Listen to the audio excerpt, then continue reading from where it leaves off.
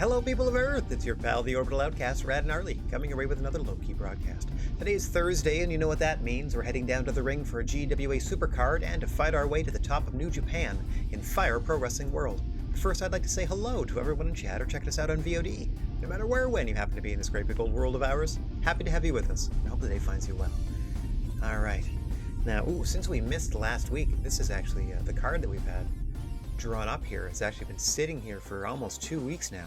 So I am very eager to get down to the ring, because if you thought I forgot what I'd done in previous weeks, boy oh boy, with a 2-week gap, I honestly have no idea what we're in store for here. Let me just double check that I've done everything. Okay, made lots of merch, my oh my. No wonder my costs are up to almost about 2 million. Alright, so we are ready with our 10-match GWA Supercard coming up. From my notes, I can tell you that we have 5 championship matches and 2 top contender matches, including the biggest international main event we have ever held. We are in Tokyo. We have sold out the Tokyo Dome, 65,000 plus strong, provided that our main event protagonist shows up for work. It's always a risk. Always a risk. Our good friend Okada is here. Okay, so I'm going to spoil the main event. They earned the shot on our last show.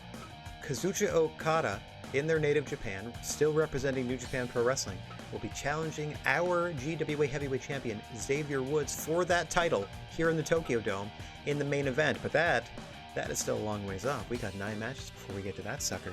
Starting us off here, we got 8-person tag team action where it looks like Los Ricos is out in full force to take on a hodgepodge team, as near as I can tell. I'll have to inform you of the combatants once we're down to ringside, as it's been 2 weeks since I took a look at these numbers. Let's take a sneaky peek. We can get down to the ring here. I'm assuming it's a Los Ricos contendership, since Zeus is our first combatant. Load, load, load. Yes, of course, we have lots of Los Ricos going on, and then meanwhile we have Natalia looking to team with Willie Mack, it seems, at the very least there. Is that?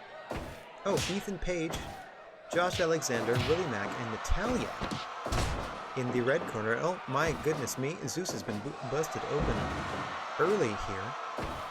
Zeus representing Los Ricos, of course. And the blue corner of the ring.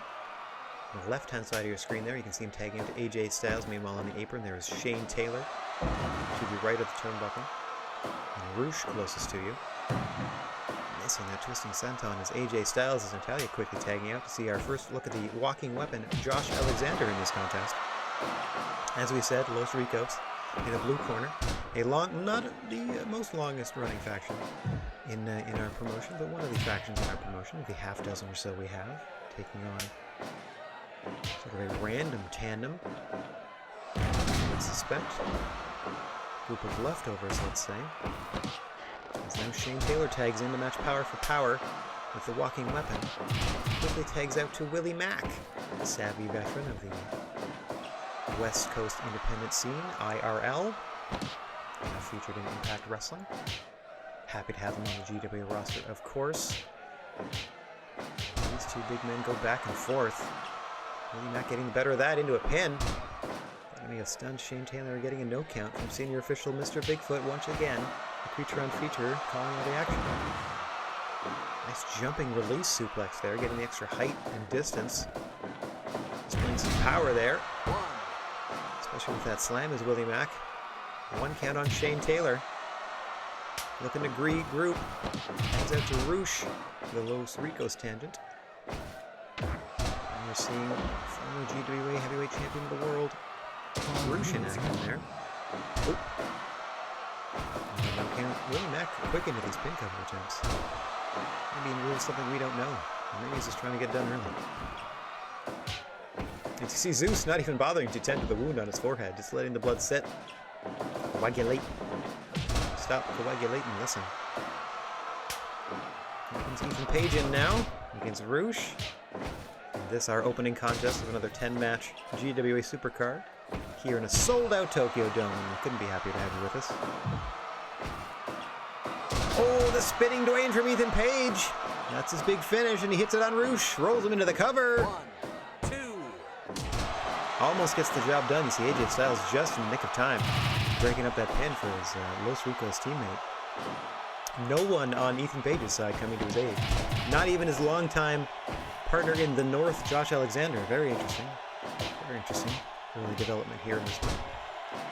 Not the most well-liked guy in the locker room is Ethan Page, but I thought at least Josh Alexander would have his back.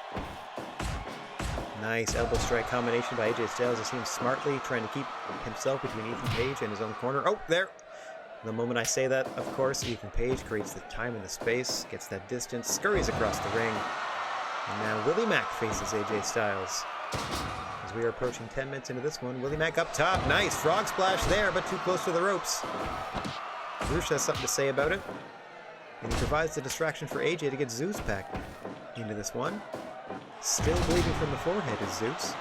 We'll obviously have that wound tended at the conclusion of this matchup. Oh, look at that. Showing how tough he is, just shrugging off that leg lariat from Willie Mack. Unable to do so to the body slam, as you see the blood beginning to pool immediately as soon as Zeus hits the canvas. Of course, the canvas absorbs the blood and it makes the fight stronger here in the GWA. 10 minutes gone. Got about 5, almost 6 years worth of blood soaked up into that sucker by now. Oh, over the shoulder pile driver. Reminiscent of the tailor-made from Shane Taylor. Obviously taking exception to Willie Mack using that maneuver.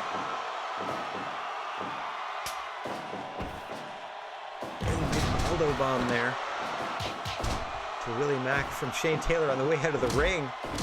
Just out of pure frustration. Then now he turns his attention to the legal competitor. Got Shane Taylor and Josh Alexander going back at it. They're starting to heat up here. In this 8-person tag team match, and I'm saying ugh because he slammed the back of Josh Alexander's head in the pool of Zeus's blood that had not yet been absorbed by the canvas. That's icky. I don't care who you are, that's gross.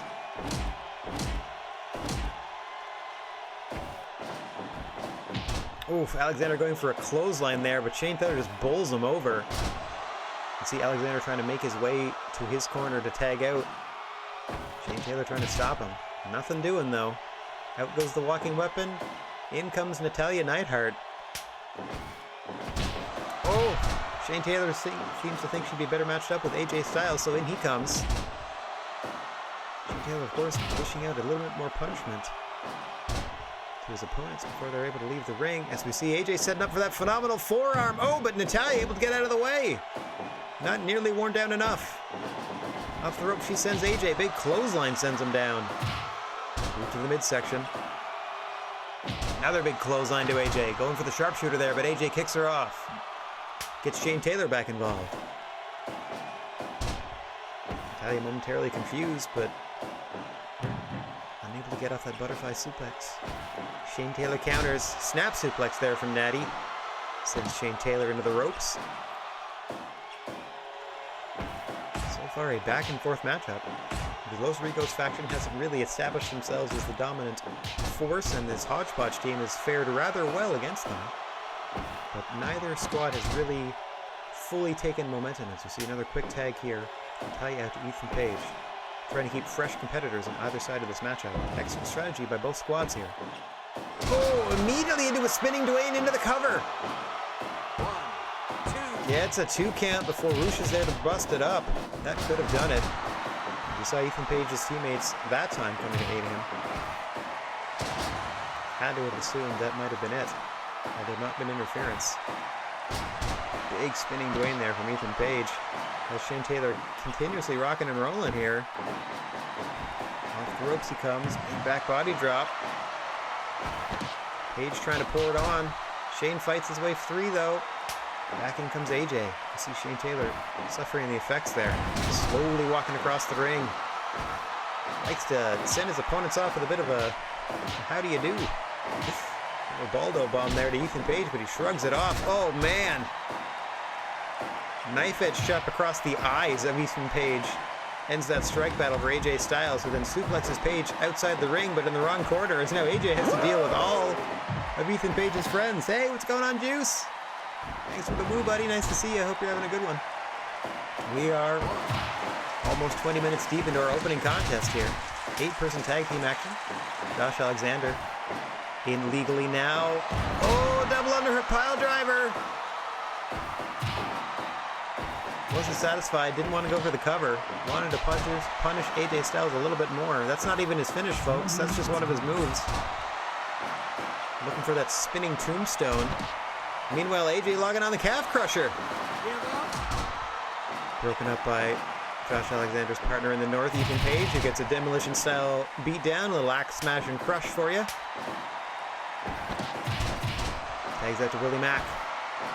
Willie Mack and Roosh now as we pass the 20-minute mark. A foursome from Los Ricos, represented here in the blue corner. Oh, we see Shane Taylor helping Roosh out. Nice teamwork there. Oh, holding his friend. Oh, excuse me, holding Willie Mack. So his friend Roosh can headbutt him in the side there. And tombstone him in the center of the ring. Bring it on, says Roosh, mockingly. Mack trying to fight his way free. He gets another tombstone for his troubles. Roosh going for a cover here smartly. Got his whole crew protecting him. Willie Mack just out at 2.9. That was so close. Roosh continuing to pour it on here. You see Zeus just bleeding unabated on the canvas. Stunner from Willie Mack. Wrong side of the ring, though. Los Ricos in there quickly to break up that pin attempt. Willie Mack's got to fight his way back to his corner. Roosh trying to pour it on and finish him off before he can do that. All the way slam, smartly done. Willie Mack positioning Roosh in the red corner now. I thought he might have taken the opportunity to get a fresh competitor in the matchup, and now he does. In comes Natalya. Nice double enziguri to Roosh from the two. Natty quickly sent into the Los Ricos corner. Counters the move against Roosh, but he's no longer legal. In comes Zeus, who's been bleeding profusely for the majority of this matchup, refusing to get medical attention until the match is over. Such is the toughness of the wrestlers of the GWA, and not just because it's a silly video game. Oh my god, Natty with the Argentine backbreaker.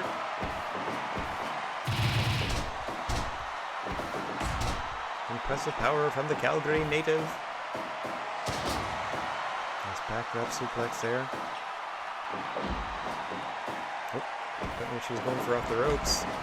Really known for her like athleticism and sprightness now. More of a power wrestler. I don't know how smart it is being Zeus being the lead competitor for his squad here. He is losing blood all over the ring. I mean, obviously the canvas absorbs it, makes the fight stronger, but I fear for his safety at this point. This is now sent to the outside. There was a sneaky tag there, so I can't exactly tell you who's legal on red team's corner. I can't tell you, however, Zeus is the legal competitor from Los Ricos, but everybody is involved in this melee as we are cresting 30 minutes in this our opening contest. Everybody fighting hard to secure their share of the winner, or the winner's share of the purse in this one. Oh my goodness gracious me. Action too fast and furious to call. You saw AJ back inside. Oh my gosh. Big jackhammer to Willie Mack out of Zeus. That's his move. That's his big finish. But outside the ring it means nothing as it leads directly into a pin attempt. Those are broken up on the floor automatically. Back and forth we go. Oh, Roosh now sneak attacking Josh Alexander in the ring. Things starting to settle down once we have the two legal competitors, Zeus and I don't know whom, in the ring. Things should get back to normal. See Zeus there at the center. Oh my goodness me.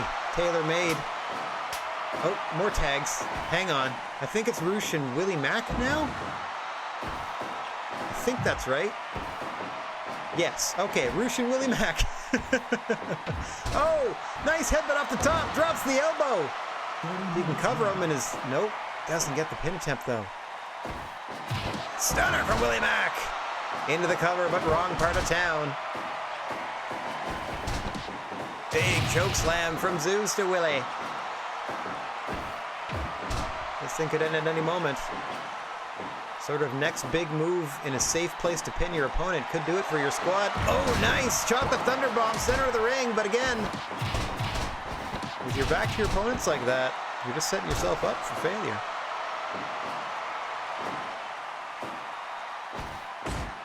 Now the two men content to slug it out.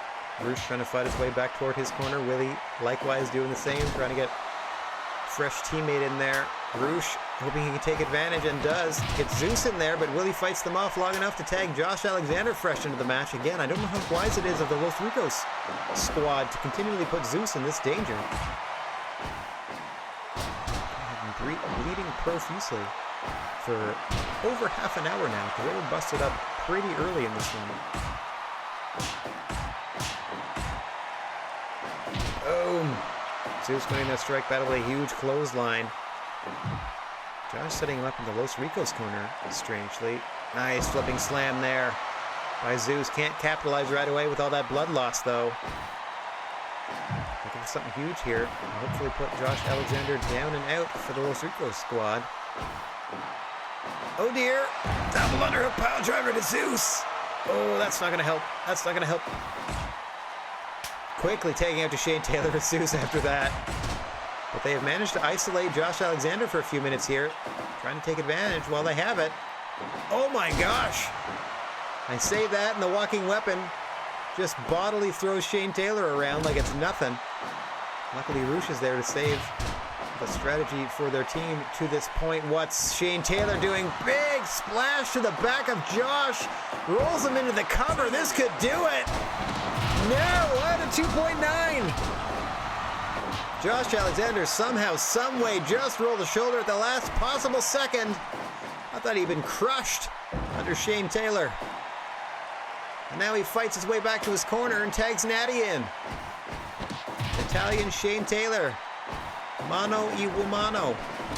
Oh, big Vader attack off the ropes from Shane. Undaunted. Nice butterfly suplex there from Natalya. They're looking to set Shane Taylor up for that sharpshooter. Oh, all right, interesting cover attempt of a elbow to the back of the head. That may have been just to lure all the Los Ricos members into the ring, but it provides Shane Taylor the opportunity to get Roosh in fresh. And see what Natalya does in response here.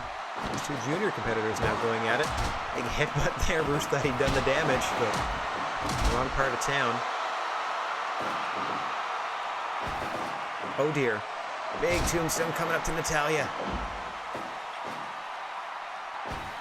See Roosh trying to lure her back into the blue corner. Corner of Los Ricos. Oof. Front dropkick across the chest of Natalya. And she, strangely, goes to do a pin after that and gets a 2 count off of it. Into an Argentine backbreaker, and that'll do it! Natalya submitting Roosh! Oh my goodness me, and this makeshift team of the North, Willie, Mack, and Natalya defeating this quartet from Los Ricos. They're going to have words with one another in the locker room after this matchup. I virtually guarantee it. Oh, sorry, the Canadian backbreaker. I apologize. Argentine might be like the rack style? Canadians over one shoulder? Fair enough. A mostly Canadian contingent defeating Los Ricos there. 3 out of the 4. Alright. Disappointing news for Los Ricos in the opener, but let's see if Demon Club can fare better against 2 unaffiliated wrestlers, as its leader Finn Balor and Bronson Reed are looking to square off here against Scorpio Sky and Samoa Joe. Let's get down to the ring and see how this one shakes out. As I said, we have 5 title matches, 2 top contender matches, and then 3 filler matches. This is filler match 2 of 3. The first one was a filler. This one's a filler as well. Let me just double check my notes here, if perhaps this leads to a further contendership opportunity down the line. No, nobody here has a belt to speak of. This is just for pride. For pride is on the line this day. Scorpio Sky and Samoa Joe, similarly clad in green in the red corner. Meanwhile, Demon Club Demon Club leader Finn Balor in full demon regalia in this one in black, white, and red. Likewise, Bronson Reed likely in black and red in the blue corner on the left side of your screen. You'll see them momentarily. Scorpio Sky calmly going to work. Again, another savvy veteran of the independent scene. He's probably a 20-year vet at this point, or close to it. Seeing all sorts of competitors, all sorts of shapes, sizes, and fighting styles. hard to intimidate a guy like Scorpio Sky, even if you've never been in the ring with him before. Nothing new under the sun, as far as he's concerned, in terms of his professional wrestling career and its breadth of competition. As you see the two powerhouses of each respective group, Bronson, Rheem, and Samoa Joe now squaring off. Nice Samoan drop there from Joe. Back and forth they go again.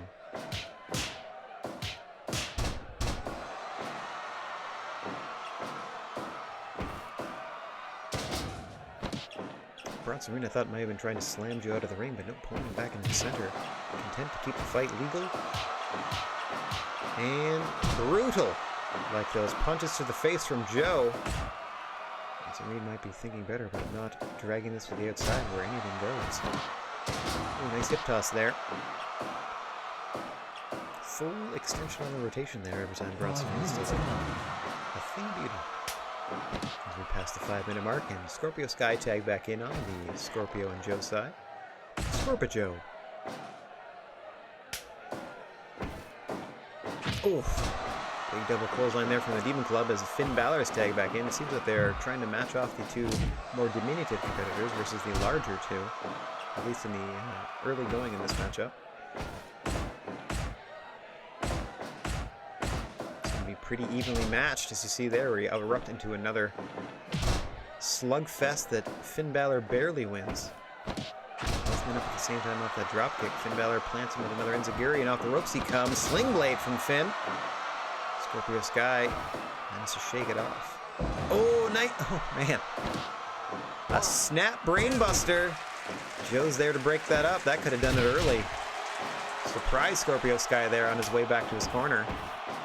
Ultimately unable to prevent it from making the tag to Samoa Joe, but damage done by Finn Balor as Samoa Joe immediately turns his attention to Bronson Reed in the ring. Meanwhile, Finn and Scorpio Sky outside the ring with one legal and one illegal competitor in each of these brawls. This can continue unabated until Finn returns to the ring. Oh, gut check time for Balor on the floor there. Meanwhile, in the ring, Joe doing well against Bronson to this point.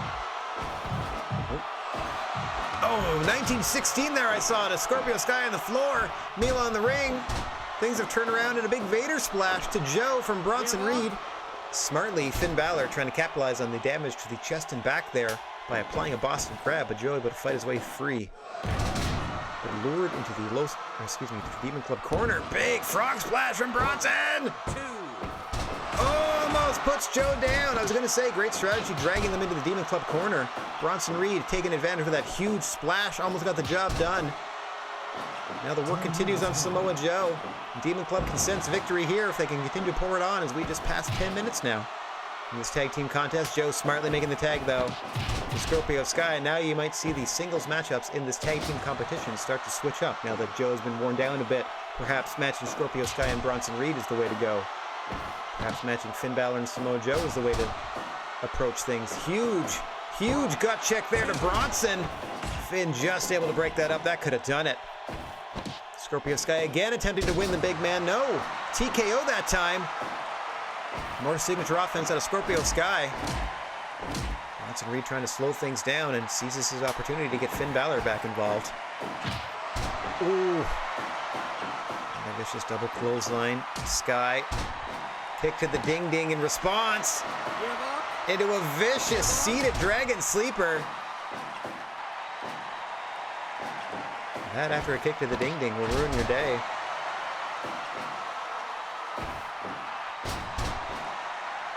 Arm-assisted DDT, not quite the elevated 1916 version there from Finn. Perhaps he sensed he couldn't quite get him up for it. Didn't want to give him the opportunity to counter. Just planted him quickly with that DDT. And manages to lure him once again to the Demon Club corner. It's Finn Balor, but Scorpio Sky, wise to that tactic. Fights his way free. Gets Joe tagged back in. Oh, quickly. Finn's out to Bronson Reed, so now we're going to match power for power once more.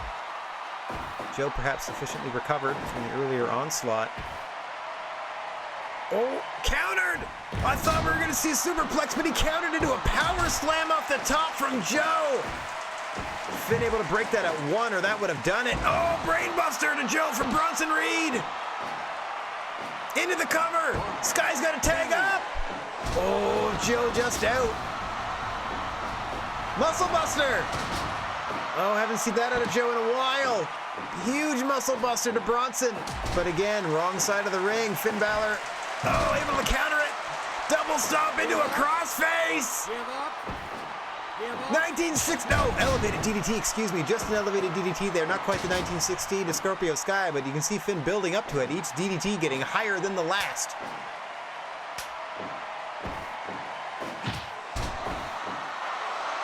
Oh, there's the 1916 as you see Scorpio Sky clutching his neck. Finn into the cover. Wrong side of the ring though. Joe's able to break that up.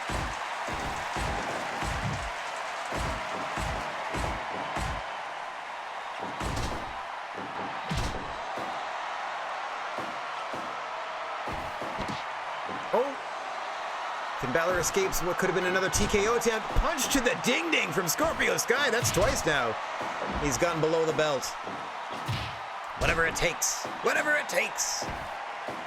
Oh, Pele kick and counter from Finn Balor, but again, wrong side of the Burning Hammer logo. Samoa Joe easily able to break that up as we are cresting 20 minutes.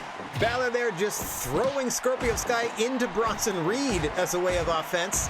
Interesting move there. As he now batters Sky. Oh, again counters. Finn Balor thinking better of things and just getting Bronson Reed involved.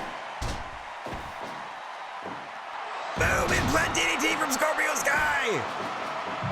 Something for Finn to think about on the way back to the apron.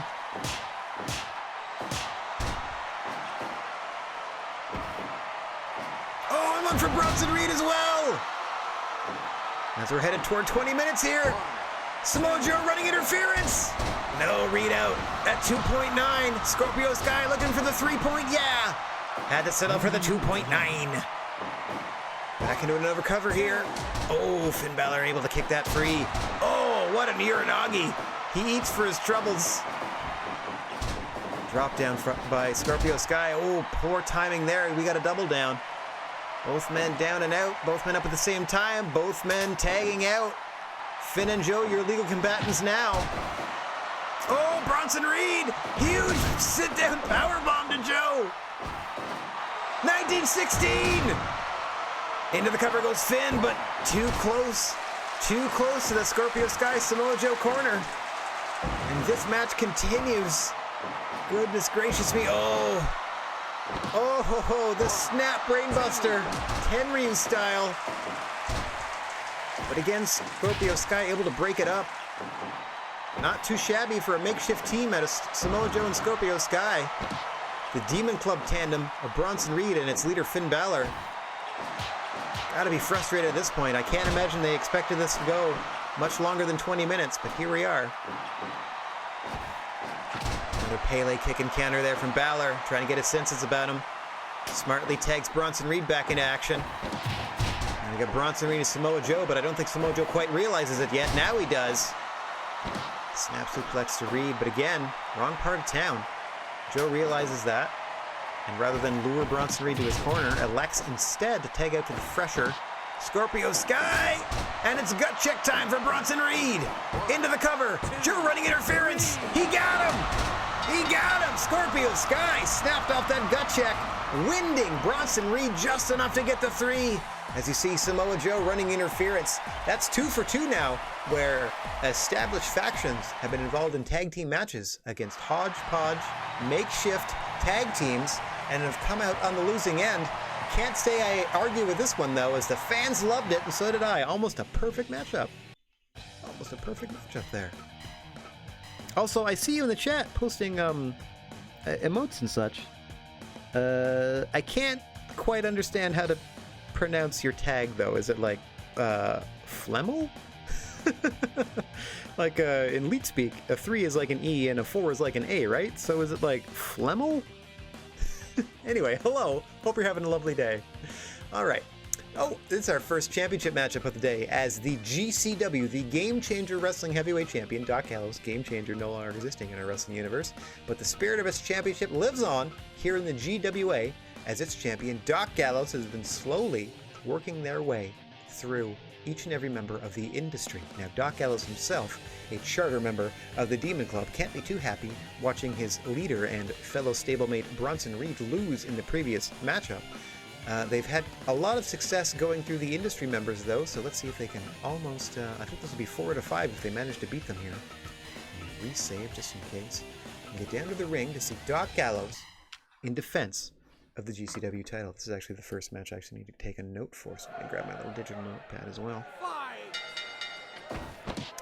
Things are underway here. As always, the creature on feature, the senior official here as you stroll down the gnarly wrestling aisle, the GWA, the only wrestling federation with 3 silent letters in its acronym. The creature on feature, the senior official, Mr. Bigfoot, calling the action here as Thomas Walker, charter member of the industry and one of the only fully computer-generated in that they wrestlers in the game, in that they are not represented by a real-life counterpart. They solely exist in the gaming universe of this Fire Pro video game. We have 4 such wrestlers on our roster, comprising the industry, along with Tyler Bate, one of the early signees in our company's short tenure here.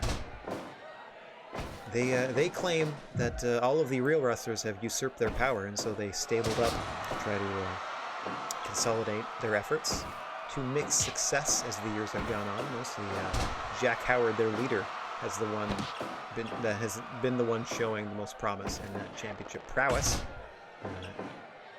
They are ever looking to bolster both power and respect, as are all the staples here in the GWA. So, of course, Thomas Walker going to try to do the industry proud. And as I say that, he busts out his patented fork and lacerates the forehead of champion Doc Gallows. Now, Doc Gallows likes to wrap these things up in about 10 minutes. He likes to pop a beer backstage before his entrance even hits, because you usually get about 15 minutes before it starts to warm up. So he likes to do his entrance, win the match in about 10, do the exit, and get back there before the beer starts to warm. I don't know how the constant blood flow that if Thomas Walker will cause with that nasty old fork. I don't know how he keeps sneaking into matches. I don't know how the damage done by that seeping cut, that gaping wound, is going to play into the strategy of the here for a good time, not a long time Doc Gallows, and that 10-minute self-imposed timer. As you see, Thomas Walker has been fully in charge of this one since busting Gallows open, doing everything in their power to just force more blood out of the forehead of Doc Gallows. Into the cover now. Quick 2 count there. This thing could be over in a hurry. Doc Gallows desperately raking the eyes to try to get some surcease from the violence of Thomas Walker. Oh! And a stiff left hand busts Thomas Walker open. Tit for tat we've gone in this one. As both men now busted open. Let's see how fatigue starts to play into the strategy of both men now. This could be the saving grace of a Doc Gallows if he tries to wrap this thing up in his usual 10 minutes. Off the ropes comes Walker. Oh, diving European uppercut. The thing that bothers me most about Walker is that he's such a good wrestler. Ushigoroshi there. Into the cover. 2. Oh, almost a new champion. You see Doc Gallows. Oh, man. Unable to hit that clothesline. And then just dropped bodily after coming off the ropes there. Fortunately for him, that frog splash was too close to the ropes, or this one would have been over. See, the problem that bothers me about Thomas Walker is that he's such a good wrestler. He doesn't need to bust out that fork, and yet he does in every match. Big TKO there from Doc Gallows, but Walker essentially shakes it off. Not so much the second time, as Gallows is able to catch his breath for a second. Big fall-away slam there, looking to set up for the Gallows pull. It might indeed be too sweet. Going for a suplex countered. He's going to fall out of the ring here. Now, Thomas Walker can really go to work as there are no disqualifications or countouts on the floor of the GWA ring. Oh, big black hole slam to Doc Gallows there. Impressive power out of Thomas Walker, pulling out all the stops. Trying to bring some more gold to the industry. And the GCW title to his own waist.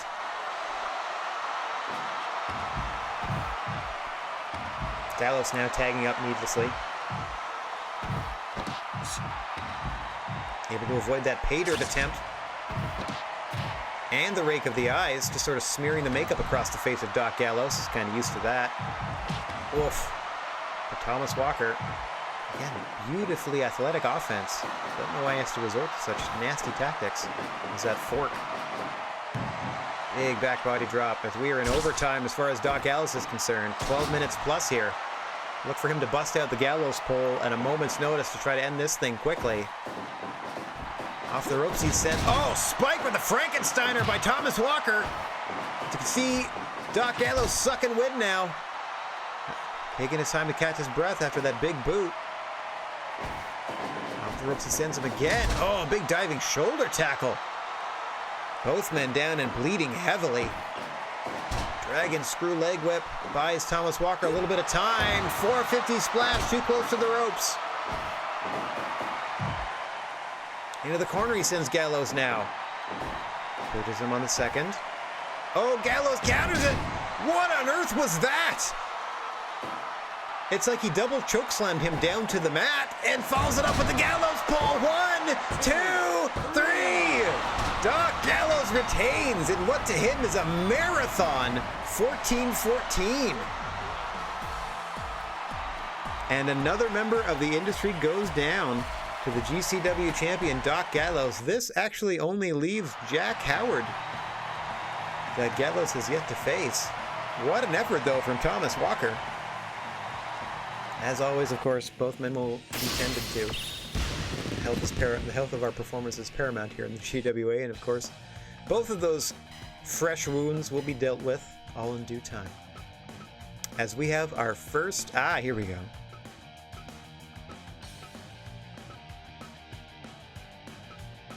Okay. We have our first... I think, I was just checking my notes really quickly. I think both of these number one contendership matches are both for junior. Yeah, okay. So this will determine a number one contender for the Freelance Junior Heavyweight Championship, currently held by Mustafa Ali. Now this is one of our patented 6-person Strange Bedfellows number one contendership tag team matches. How these work is that 2 3-person teams are made randomly from a number of competitors, and whomever scores the pinfall or submission victory in this one not only helps their team take home the winner's share of the purse, but is also, in this case, the number one contender for the Freelance Junior title. As you currently see, Alex Zane, representing Camp Firefly, in the ring there with Chris Bay. Chris Bay, I believe, is on Team Red. Team Red also represented by Hikaru Shida there on the apron, and on the other side of the apron, that is Johnny Gargano, representing Dragon Dojo. I'll let you know about Alex Zane's teammates in a moment once I see them. I can tell you that one of them, based on outfit alone, is Naomi. And Alex Zane's second partner, yet to be revealed. Oh, Chris Bay almost got to the center of the ring so we could see them. Oh, there we go. We're going to see them in action as they tag in Mark Andrews, representing the MLG, the Major League Grapplers, here in the GWA. Remember, the person who scores the pinfall or submission in this contest not only helps their team get the winner's share of the purse, but earns the number one contendership for the Freelance Junior Championship, currently held by Mustafa Ali, and they will get that title shot next week, right here on the GWA Supercard, part of the broadcast. Chris Bay there helping Mark Andrews outside as Shida waits patiently in the ring. Oh, counter there. I thought Shida may have been trying to set Mark Andrews up on the rope for an early superplex attempt, but Andrews able to flip out of it. Back and forth they go with Shida winning that strike battle, trying to keep Andrews away from his partners.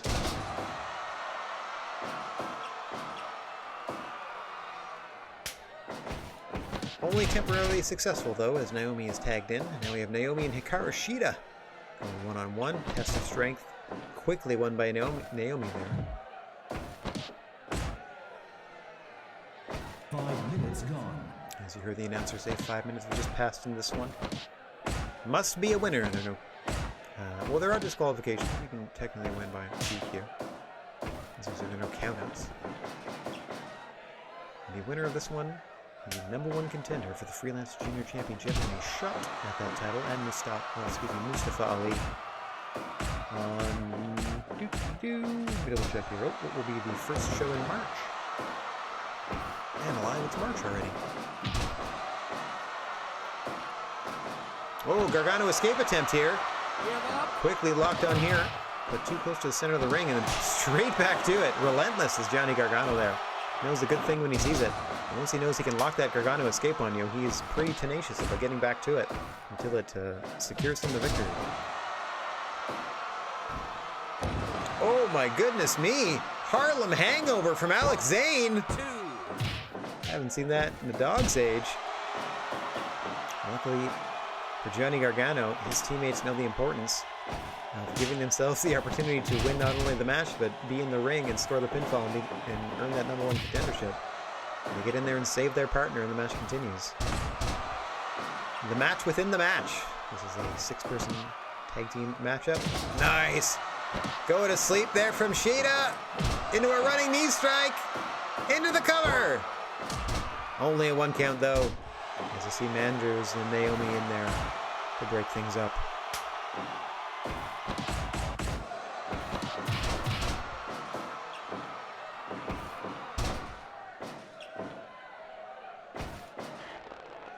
Back and forth they go. I can't imagine that these combinations have teamed before. Certainly some of them are representative of distinct factions within this organization and wouldn't be teaming up with the people on the apron with them in normal circumstances, but when a title shot is on the line, and when, you know, the booker kind of tells you, you show up for a match like this.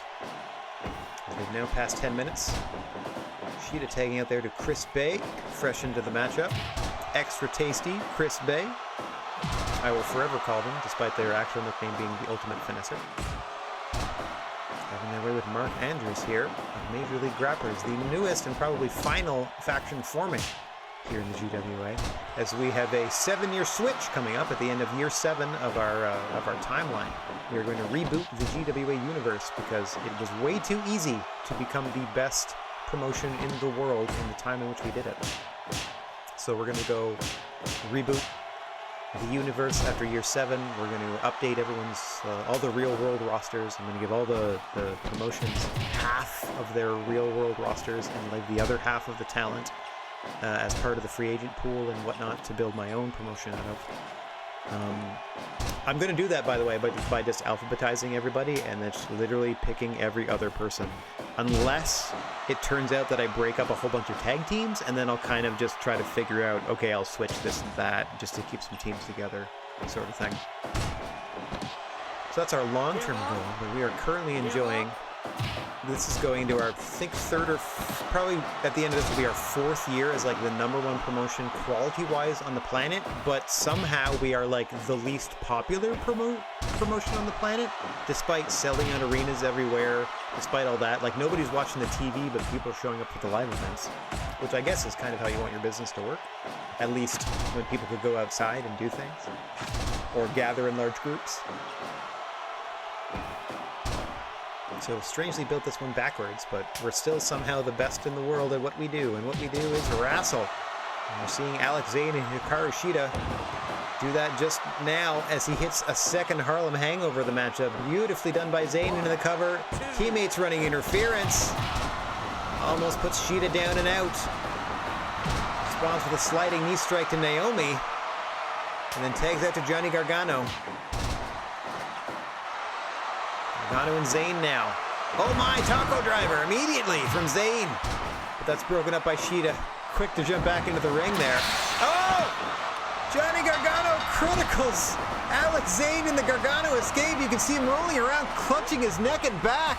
Oh dear, he might be injured. But the other headline is Johnny Gargano earns #1 contendership spot. I mean, we hope Alex Zane's okay, but what a sudden and decisive victory there for Johnny Gargano. The #1 contender for the Freelance Junior Championship. They will be facing Mustafa Ali on the next show. And of course, we're going to get an injury update on Alex Zane at the conclusion of this show, which is to say, if they tell us that he's injured, he's injured. Otherwise, it's probably best to let him rest a little bit. I can't imagine his neck's feeling very good after that move. All right, but time and the show marches on.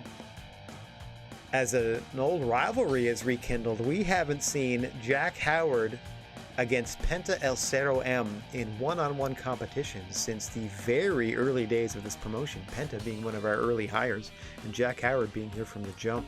And we're going to see it one more time as Jack Howard's freelance heavyweight championship is going to be on the line.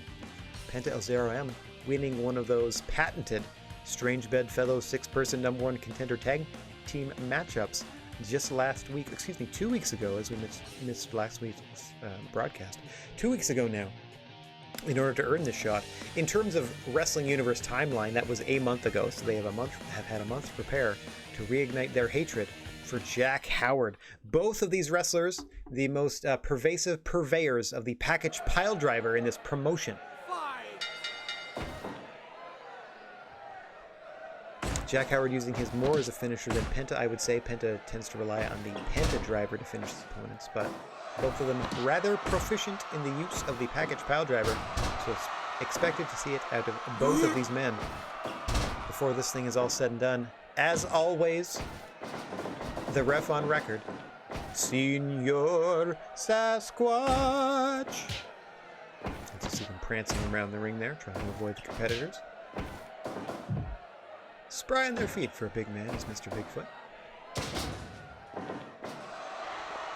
Jack Howard can hit to slow things down in the early going, but referee making him break that up. Back to work on the legs. There goes Jack Howard, perhaps an early sign of a strategy. Take the legs out from your competitor. Not a bad move in any situation. They can't move, they can't fight. Oh, quick TKO there from Howard. Getting his heavier offense coming out early. Nice leg sweep counter there from Penta. Trying to stop his momentum before it even starts. Oof. Once Howard gets rolling there, it's kind of hard to stop him. You see there with that short arm clothesline. Follow away slam there, pressing his momentum. Penta doing what he can to counter. Quick 1 count. Not surprising. I thought that would be a no count, but Jack Howard held down for the 1 there. We're not even 5 minutes gone in this one. Gentlemen are slugging it out. Jack Howard's slaps winning out against those forearms. And just another 1 count as well. Both men being tested early. Checking their cardio and conditioning.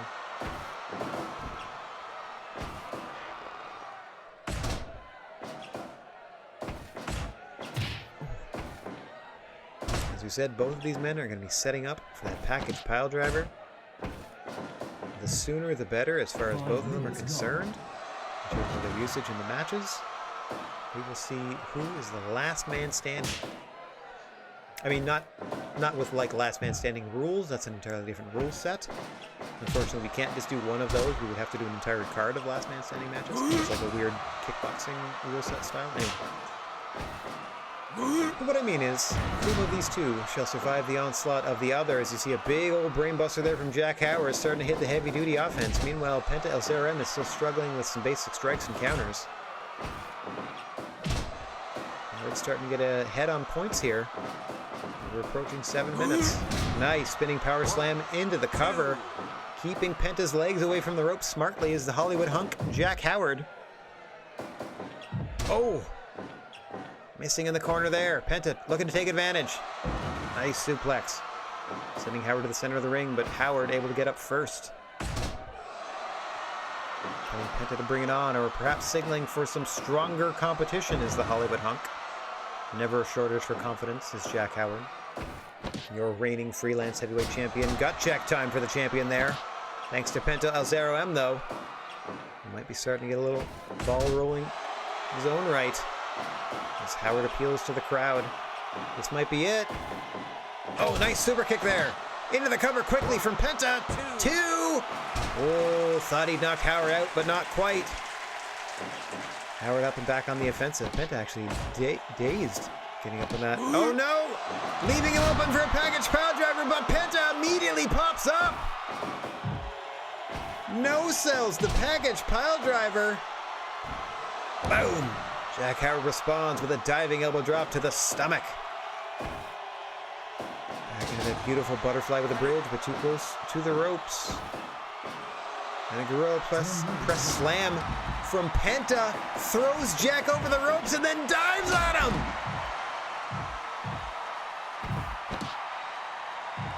onto another gut check. Penta pouring it on now. Package pile driver on the floor to Jack Howard.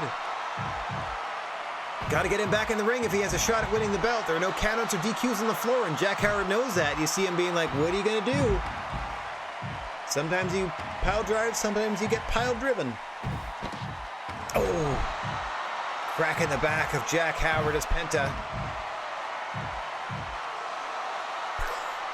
Saying good night and good luck as the Hollywood hunk. Or good night and goodbye and good night, whatever Jimmy Omega's thing is. I know good night and good luck is the old news broadcast, I think. Another brainbuster on the floor to Penta. And Jack Howard content to roll back into the ring because he knows he's set him up for a package pile driver into the cover. 1, 2. Penta gets out. Penta kicks at 2.9. There's still fight left in Penta El Zero M. Perhaps not after that diving fist drop to the bum. A second driving butt drop. Oh! Package pile driver from Penta to Jack Howard. Penta drags him away from the ropes and into the cover. 1, 2, no! Jack Howard kicks out. Now it's exchanging near falls based on package pile drivers as we suspected might happen in this one. It is far from over as the two men are slugging it out as we're approaching 15 minutes here. Oh, big diving double stomp to the ding-a-ling. But Penta didn't pull him away from the ropes and Jack Howard able to break up that pin attempt, or that would have done it. Oh, another package pile driver from Howard. Penta, you saw there, was dazed. Couldn't block it, but Howard unable to capitalize or make a pin attempt. Oh no, 2 in a row. Howard into the cover now. 1, 2. No, Penta out at 2.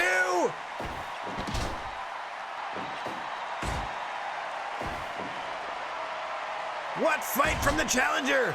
What determination from the champion! Something's gotta give! Oh, big boot across the brow of Penta seems to have woken him up just in time to be put right back to sleep with another package pile driver, but Penta gets up first! Unwilling to go down to Jack Howard's package pile driver, suffers a snake eyes there. Another short arm clothesline and Howard says this is it. Setting Penta up for something huge here. Penta counters with a suplex of his own. Trying to get a little time and space. Trying to adjust the trajectory of his fortunes is Penta. Oh, viciously clothesline to the mat. But he's up again. Gut check for Howard. Into a super kick, hooks the leg deep. 1, 2, 3. Penta beat him! And we've got a new freelance heavyweight champion. I think that's right. Yeah, a new freelance heavyweight champion. Penta! This also frees up Jack Howard to face Doc Gallows next month. Oh man! That's awesome. Okay, I didn't even plan that. Just happened to work out that way. Whoa, ho, ho, ho, a new champion crowned! What resilience from Penta, withstanding package pile driver after package pile driver. Mind you, if anyone in the promotion knows how to withstand the onslaught of a package pile driver, it should be the other person that's famous for them. So good on them. Oh man, the hits just keep on coming. Now that would have been, in a real life situation, after those 5 matches, that there would have been an intermission. Everyone could have gone, had a little breaky poo, got again some snacks, take a whiz, whatever they needed to do. Because we're coming back with another championship match. And that match is Sasha Banks defending the Stardom Junior Championship against Sammy Callahan. That's right, in a match you didn't think you'd ever see or probably didn't even want to. Sammy Callahan versus Sasha Banks with gold on the line. Sasha coming into the match, the Stardom Junior Champ. Callahan looking for his first taste of gold here in the GWA. As always, the creature on feature, the senior official here in the GWA, Mr. Bigfoot, in charge of the action. Rad Gnarly, the Orbital Outcast here at the commentation station.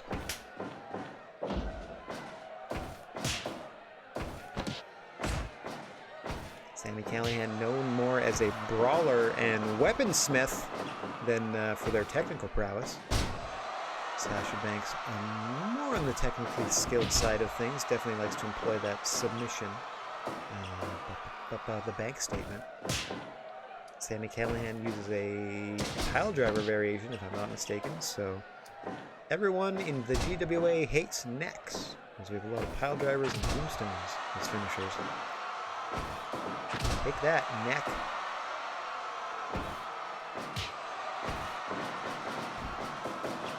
I'm going to take this quick opportunity to hydrate myself. Boom. There we go.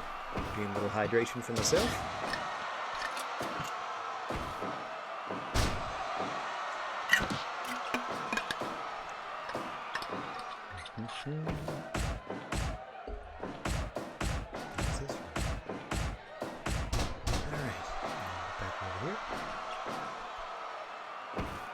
Things starting to heat up in this one. Nice seated neck breaker there by Sasha Banks, but Sammy quick to slam Banks to the canvas to try to get back in the swing of things here. A strike-based offense from Sammy Callahan, unless he can get his hands on a weapon to bludgeon you with. And that, he's got to get Sasha Banks out of the ring for first. You can see him just slugging away. Banks back to that neck. Past the 5-minute mark here.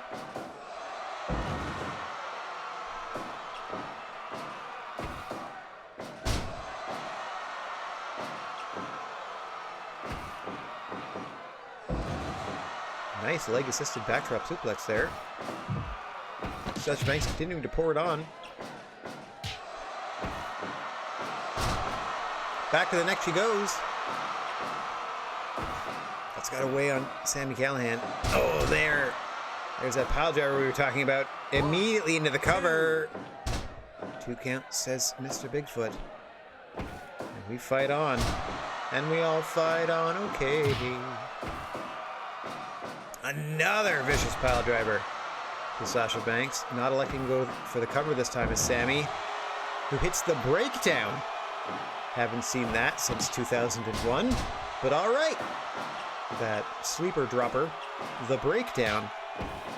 I think that's what it used to be called. Jericho used to do it. I think Matt Hardy used to do it a little bit, or maybe first, or I don't know. Sammy Callahan taking to the air. Whoa! Rarefied offense out of Sammy Callahan, very much taking this title shot seriously as the Stardom Junior Championship is on the line here. Pulling out all the stops is the draw, Sammy Callahan. As much as he likes to think that makes him sound like he makes money in the business, to me it just makes him sound like he ties everybody. You know what I mean? Like he goes to a time limit draw, or he gets double DQ'd or double counted out all the time. The draw. Like not a winner, not a loser. The draw. Oh. Hit a number of strokes on Sasha Banks, both in and out of the ring. Followed up with a vicious powerbomb there. Sasha Banks trying to get her footing underneath her again. Trying to steer this match ship towards the port of victory is Sasha Banks. Sammy Callahan trying to pour it on.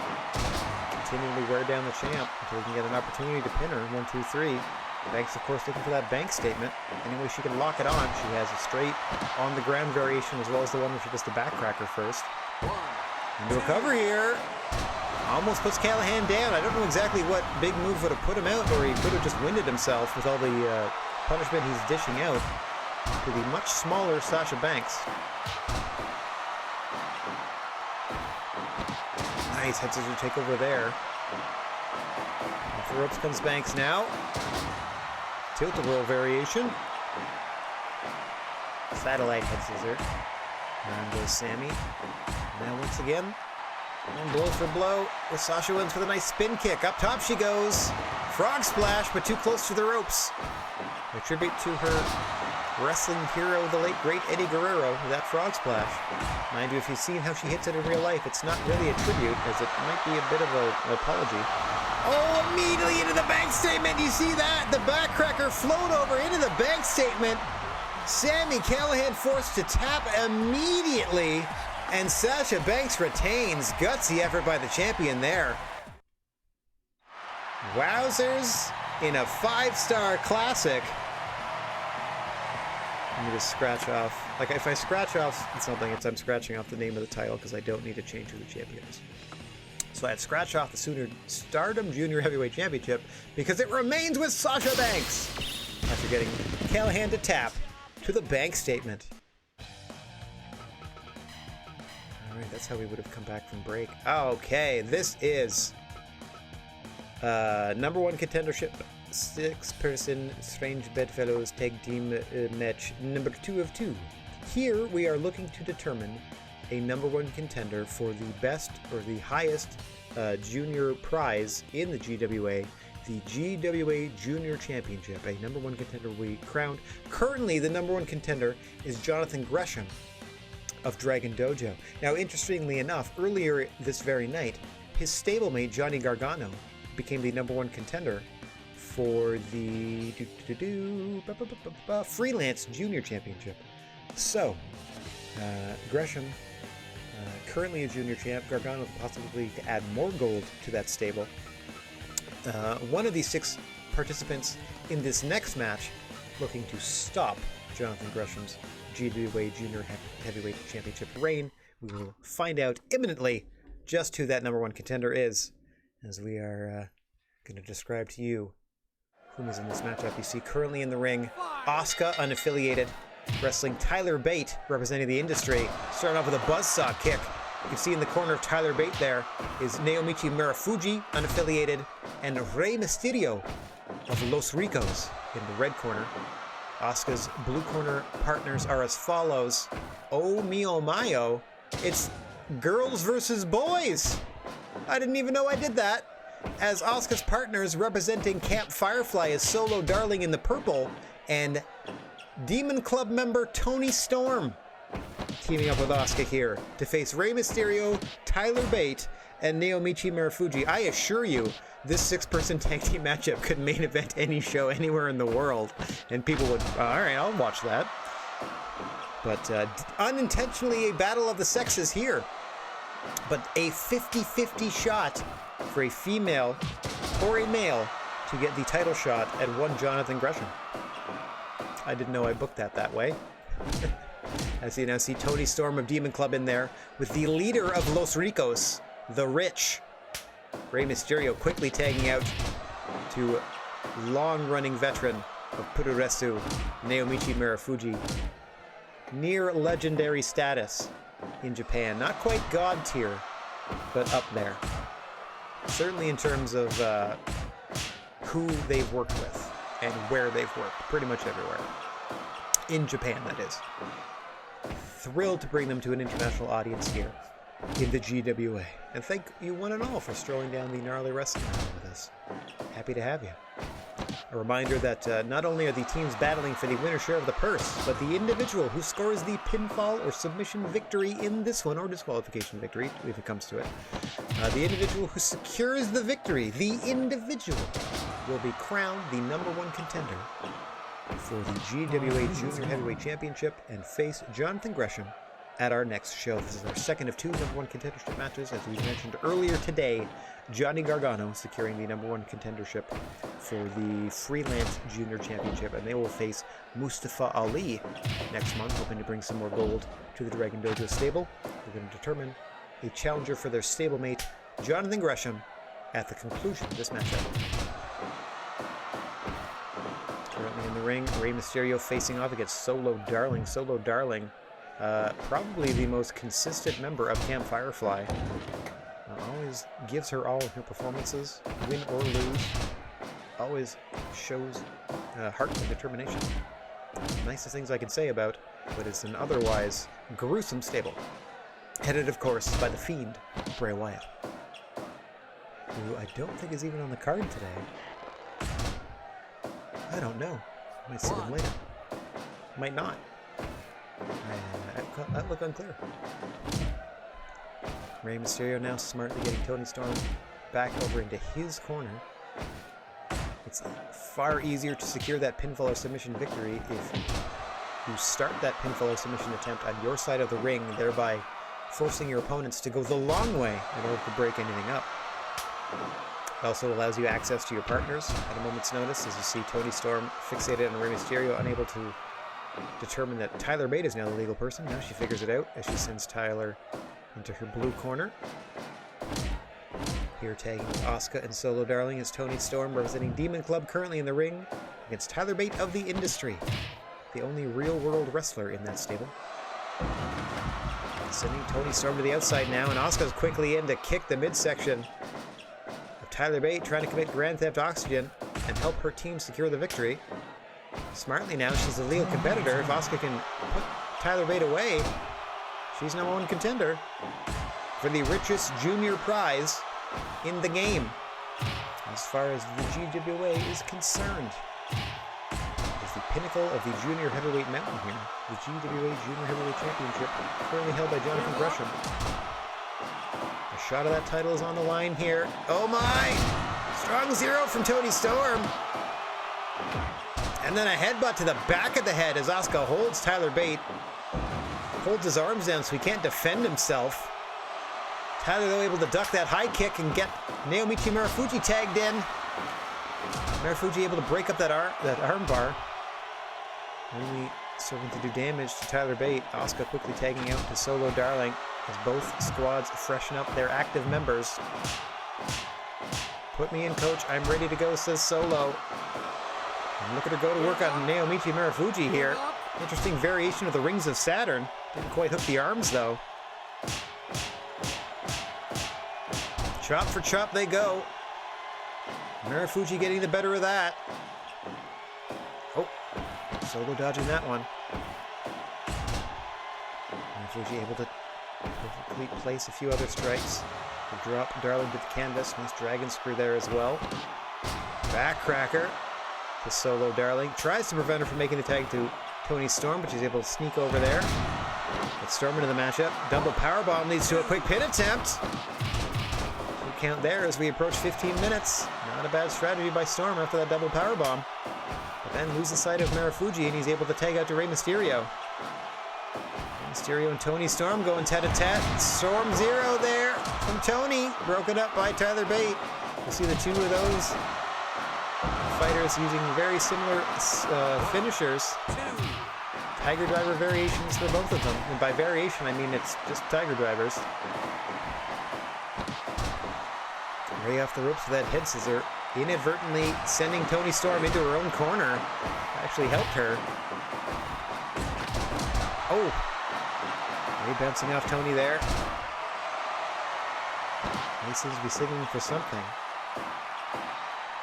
He'll be looking to set his opponents up for the 619, which is actually a move out of the corner. As he set up for this game. Nice suplex there. Stuns Rey Mysterio long enough for Toni to make the tag, and here comes Asuka. Gets victory rolled until Solo makes the save. Back they go now. Asuka stomping away on Rey Mysterio in the corner. Across the ring she sends him. Rey rolls her up. Too close to the ropes, so Asuka somehow got an arm free, I think, and grabbed that bottom rope. Boom, Toni Storm planting Rey Mysterio. He made it for her team's chances of winning this one. Rey quickly, though. Back elbow. Gets out of danger. Tags out to Tyler Bate. Tyler Bate and Asuka going one-on-one here now. Off the ropes is Asuka. Big forearm puts her down, but she counters with a drop toe. Scurries to her corner. Out of danger. Toni Storm in. Nice double into Giddy. For Tyler Bate there. Immediately picks him back up. Oh, big headbutt sends him down. Perfectly placed in the corner. For further damage there. Oh, oh dear, oh dear. Oh, Kudo Driller into the cover. The teammates are running interference, and that'll do it. Toni Storm. With a little stake on it at the end there. Pinning Tyler Bate. Tony Storm versus Jonathan Gresham. That's an interesting matchup we're going to see later. Next week, I should say. Tony Storm. Hey! The Axe Guillotine Driver. That's an interesting name for it. I thought it was like the Kudo Driver. Anyway, another glorious victory. I didn't even look at the overall card rating. Average card rating, 91%. Goodness gracious me. This one is, let's see. Who got a belt in this one? Roman Reigns is our current Stardom Heavyweight Champion. Here's what I'm doing with this tag team match. Lesnar wanted to fight him. Naito is unhappy about their position. Ibushi is just kind of like, you can plug them in anywhere, really.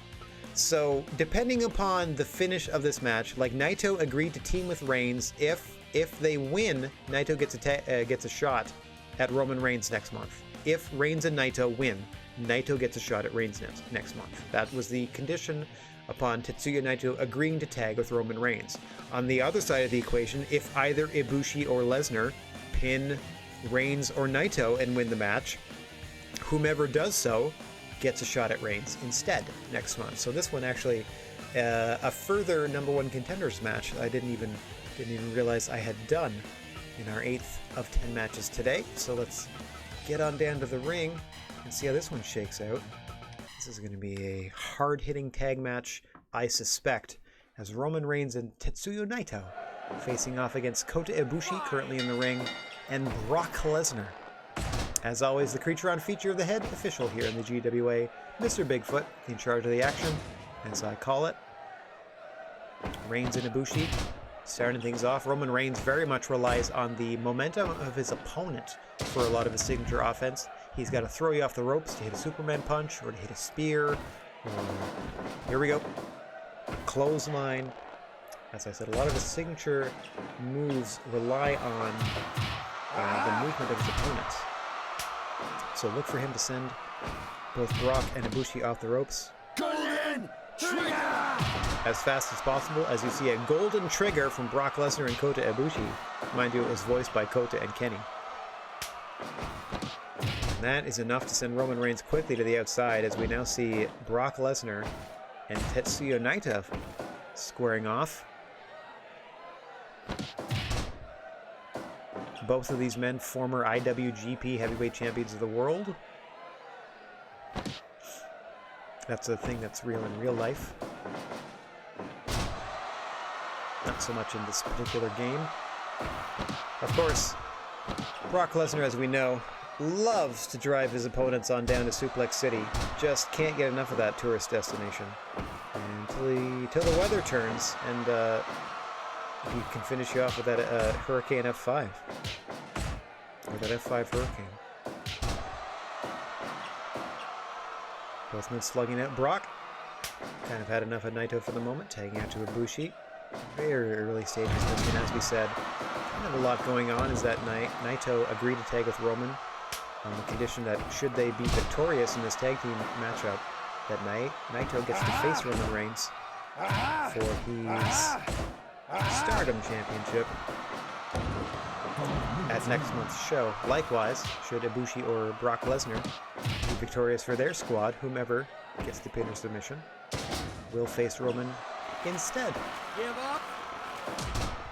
So a lot riding on the line. I don't know why Roman Reigns, I mean, I guess he needed a tag team partner, obviously. I don't know why he would prefer to face Naito and has put his, like, if either of them win the tag match, he faces Naito.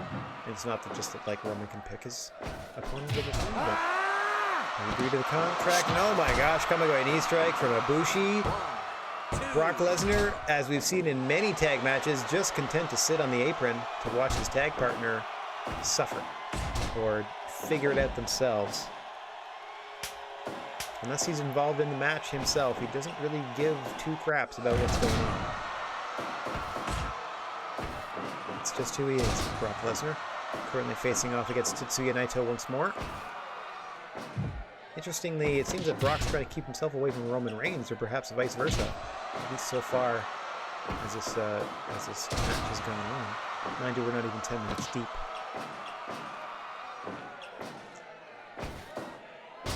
Nice underhook on the belly-to-belly there.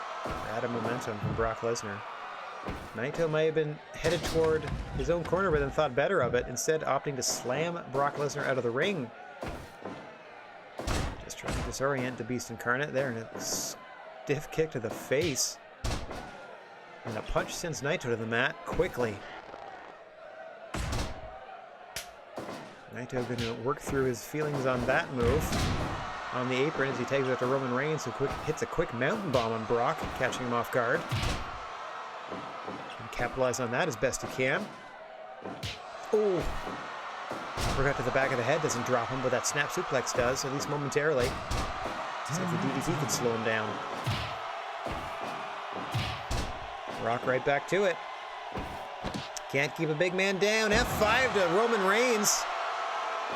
Unable to make a pin attempt, though. Instead, opts to tag out as he sees Roman Reigns himself scurrying to the corner. Golden Trigger! Another golden trigger to Roman Reigns.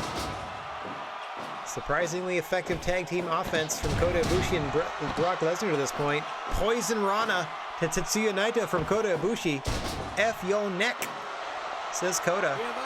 Meanwhile, Naito's been pulling on these legs most of the match. Never unwise to take away the legs of your opponent. If you can't move, you can't fight. Especially with anyone that has kick-based offense. Oh my god! Second rope German where he planted him on his neck and shoulders. That looked disgusting. Oh my gosh. Luckily for them, Roman was... What is going on here? Oh! He tried to throw him across. All of that worked so poorly. Ah, but that worked okay. Belly to bellies him over the ropes. Nice recovery there from Brock after the initial spot didn't work. And now they double powerbomb Roman onto a chair. I didn't even see Kota sneak that chair into the ring. Devious tactics out of Kota Ibushi and Brock Lesnar.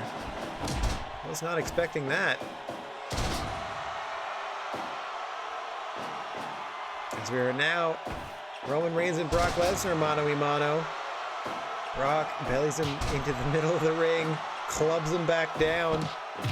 Oof. Oh, now a big clothesline. Brock trying to pour it on here, reverses. Belly bellies him closer to his rope, and then a key lock. Trying to make short work of the champ. Ibushi running interference. Roman able to break free.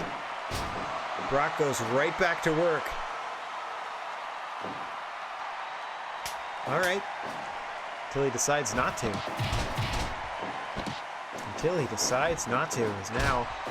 I guess he was getting a little winded there. You see him catching his breath on the apron. As now we are Naito and Ibushi. Oh, British fall. Shades of Johnny Smith into a Destino from Naito. Hooks the leg. 1, 2. Only a 2 as you see Brock remaining on the apron even after Kota gets hit with his opponent's finish. Not too fond of tag team partners as Brock Lesnar. Another Destino to Ibushi. Even though he's not the legal man. Smartly, Naito tags out to Roman. As we're getting toward 20 minutes now. These two former WWE champions now slugging it out. Oh gosh, F5. Brock can't capitalize. Not immediately. And Naito's over to break it up at 2.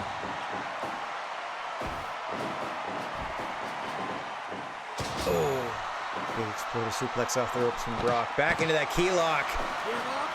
I was going to say that might be an immediate submission, but no. Roman Reigns strong enough to fight it off long enough for Tetsuya Naito to come over and break that hold for him. Big powerbomb from Lesnar now.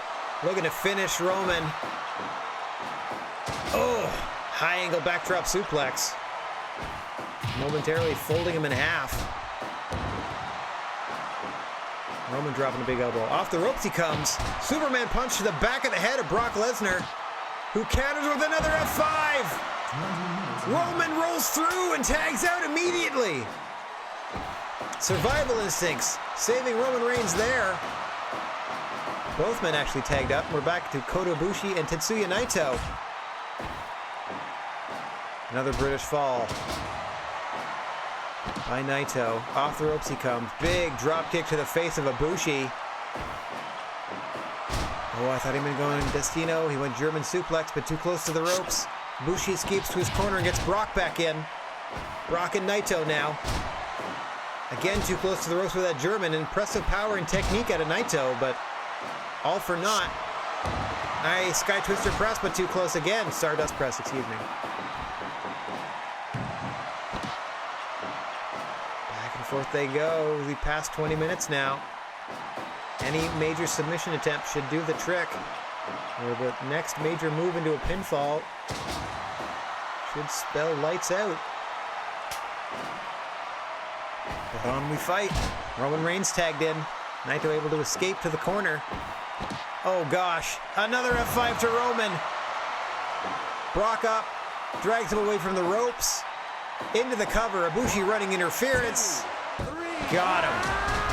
Just like that, Brock Lesnar makes a statement, pinning the champion that he will face next month for the Stardom Heavyweight Championship.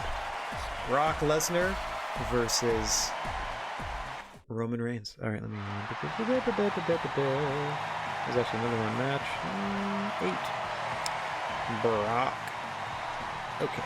I made a note of that. Boop. Oh, I didn't even check the percentage. I didn't look up high enough to see the percentage. 98%. Not too shabby. Not too shabby at all. All right, now we got our two... I don't know. Yeah, no Bray Wyatt at all. Okay. I guess there's a lot of people I left off. Perhaps they're hurt. Or perhaps they're resting.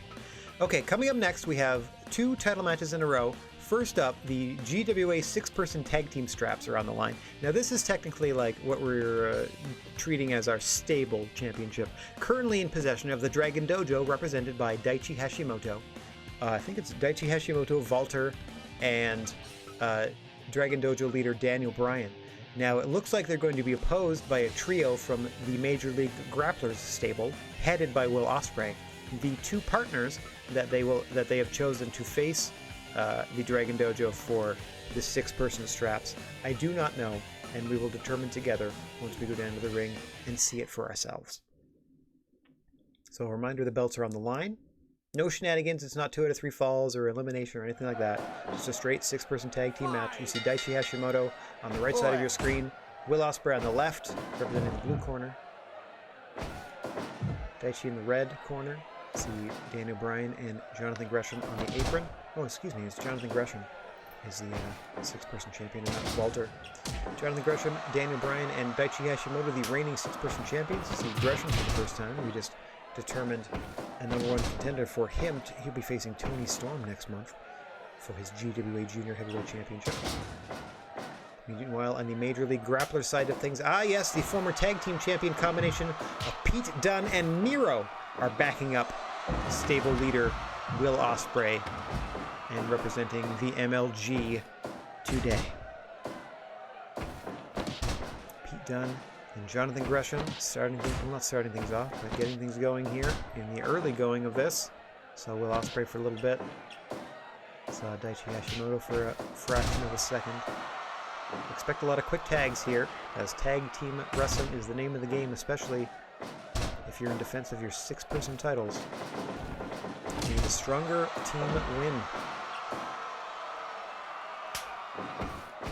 Daniel Bryan getting into the match for the first time.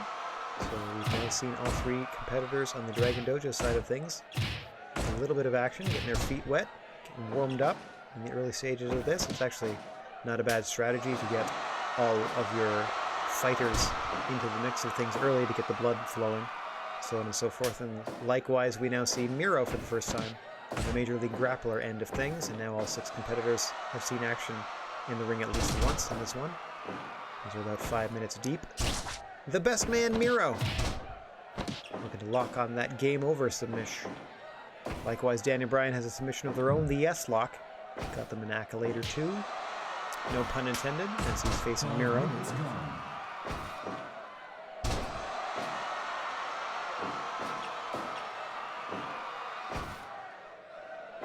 we cross the 5-minute mark, Daniel Bryan pushing Miro into his own corner and tagging out to Daichi Hashimoto.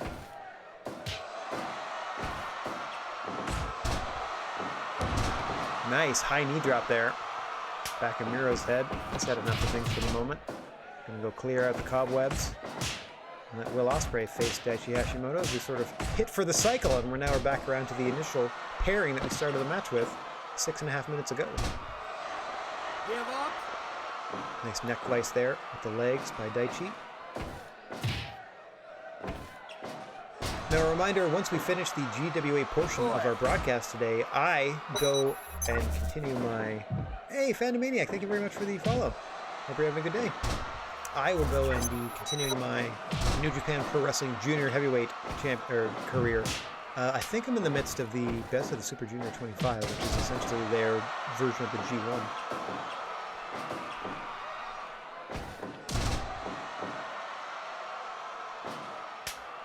That is, of course, the conclusion of our 10-match supercard. We still have our big main event to come. That's right, Xavier Woods will be defending their GWA Heavyweight Championship against Kazuchika Okada in our main event here in the sold-out Tokyo Dome.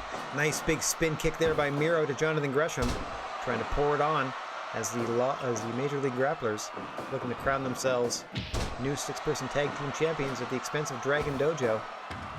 Gresham, Daniel Bryan, and Daichi Hashimoto very much looking to hold on to those tag team titles that signify the top stable here in the GWA. They've actually held these 6-person straps for quite a while.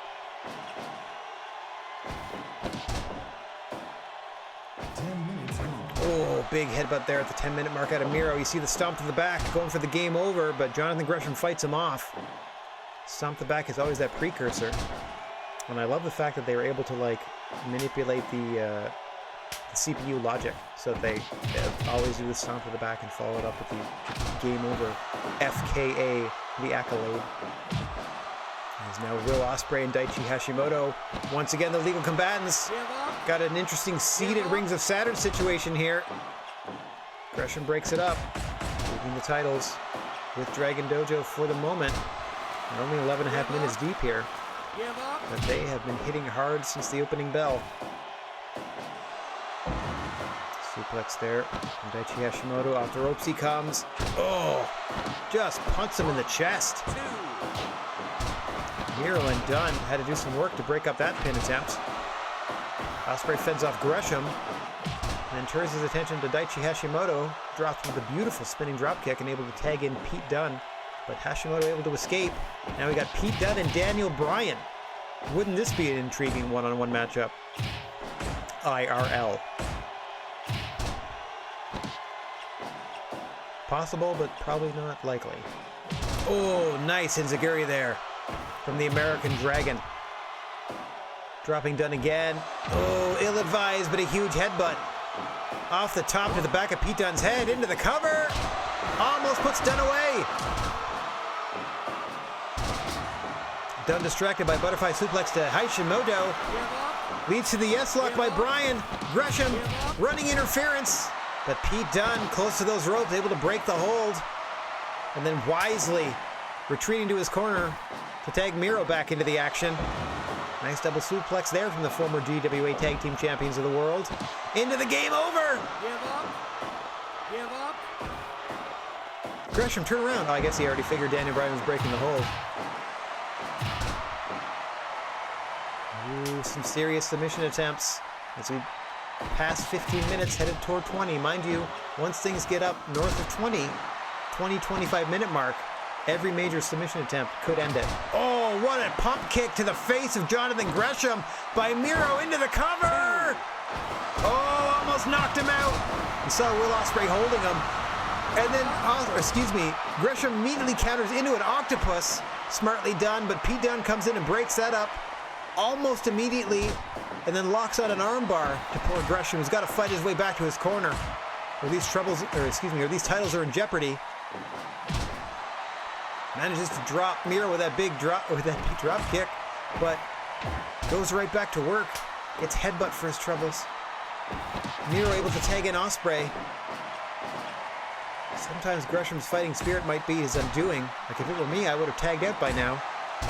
But Jonathan Gresham, your reigning GWA Junior Heavyweight Champion, is fighting on. We determined their #1 contender earlier in the night. They'll be facing Tony Storm next month. Currently, they're tagging out to the Dragon Dojo leader, Daniel Bryan, and their championship partner as 1/3 of the 6-man tag team champions of the GWA. Whoa, standing one-person Spanish fly! Oh, almost puts Bryan down.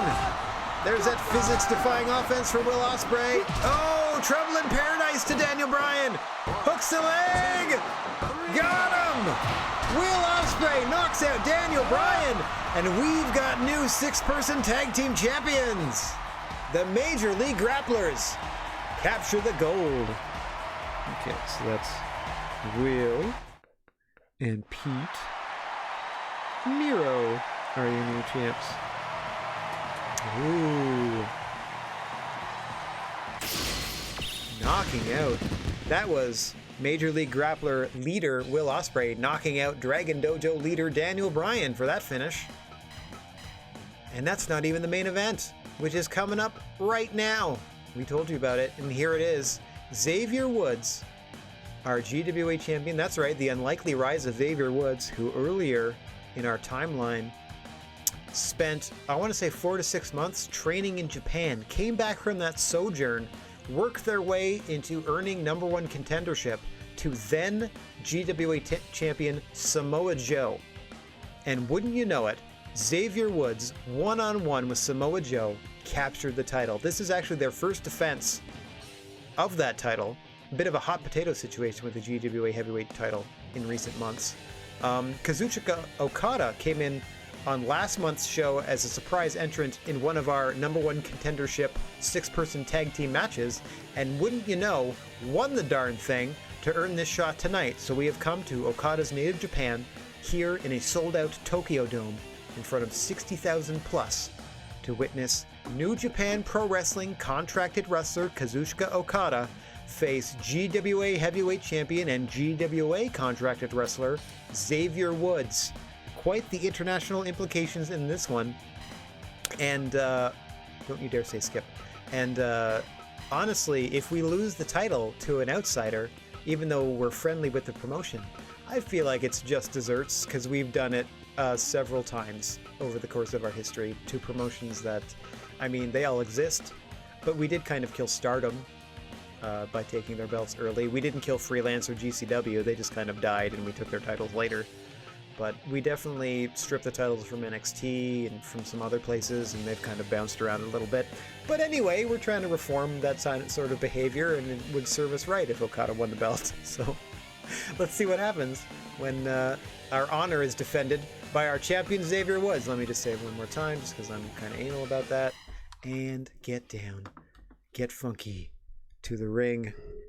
Here we go. As always, the senior official here as you stroll down the gnarly wrestling aisle, the GWA, the only wrestling promotion with 3 silent letters in its acronym. The creature on feature, the senior official, Mr. Bigfoot, calling the action here. As you see Kazuchika Okada in the black trunks and shorts against Xavier Woods, primarily in gold, long tights.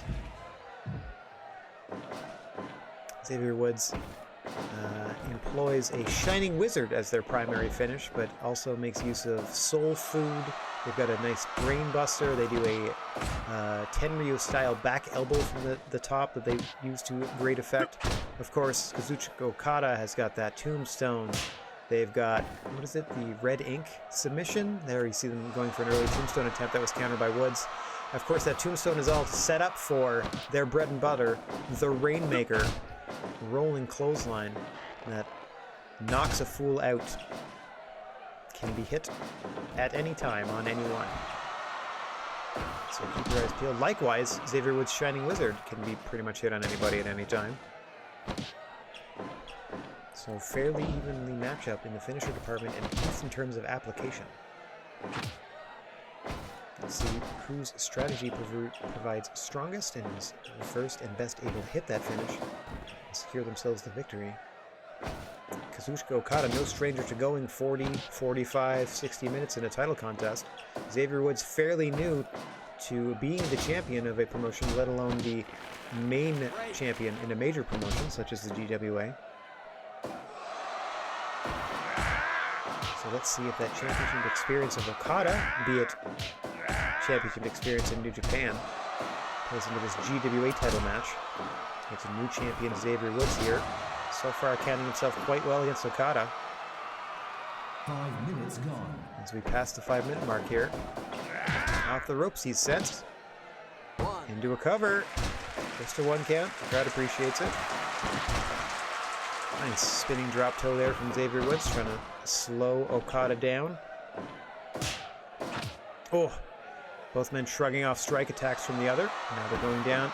Now they're giving an inch to this point. Nice suplex there from Okada. We see one competitor over the other start to pull away in terms of offense. Oh dear. Oh, across the knee there. That air raid crash across the knee. Another signature move of Okada. Scooping Woods up for it. Getting a quick 2 count. So up comes Woods though. Nice drop kick to the chest.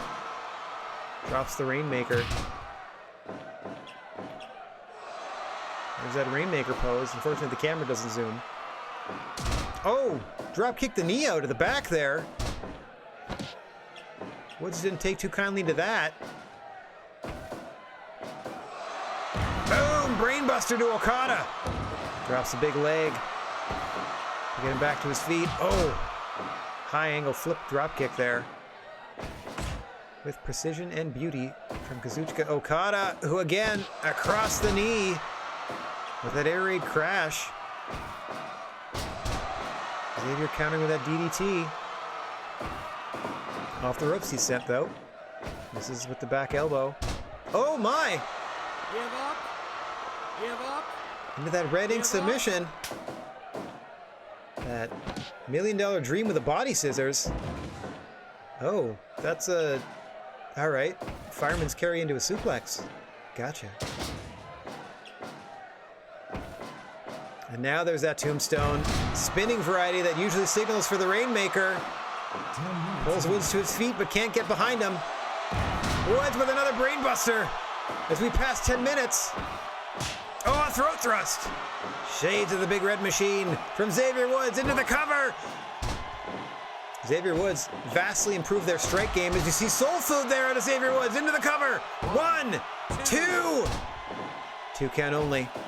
Their trip to Japan made them a much more effective striker, and they've used that in their matches since coming back. Another serving of Soul Food to the Rainmaker, but just a 2 count. Boom, another air raid crash across the knee, the third of the matchup, suffered by Xavier Woods. Nice counter there from Woods. Okada may have been going for the Rainmaker there. He's got to grab you from behind to set up for it. Another brainbuster there from GWA champion Xavier Woods, looking to successfully defend the title against the Rainmaker Kazuchika Okada here in the Tokyo Dome. Big boot from the challenger to the face of the champion. Woods working Okada back into the red corner.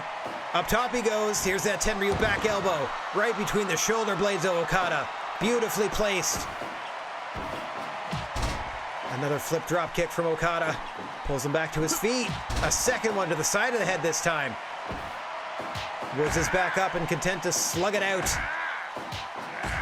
You can hear the intensity with every move of Okada. Gets dropped in that rolling clothesline. Another back elbow. Thought he might have gone for the pin there. Elected to dish out more punishment and paid for it. Okada with that German into the release. Into another flip drop kick. I'm just waiting for him to try to hit that Rainmaker, but I guess he doesn't quite see the opportunity. Huge clothesline there from Woods now. Once more across the knee. I want to work on the head and neck. Back into the red ink. That might do it. Woods might be forced to tap out here.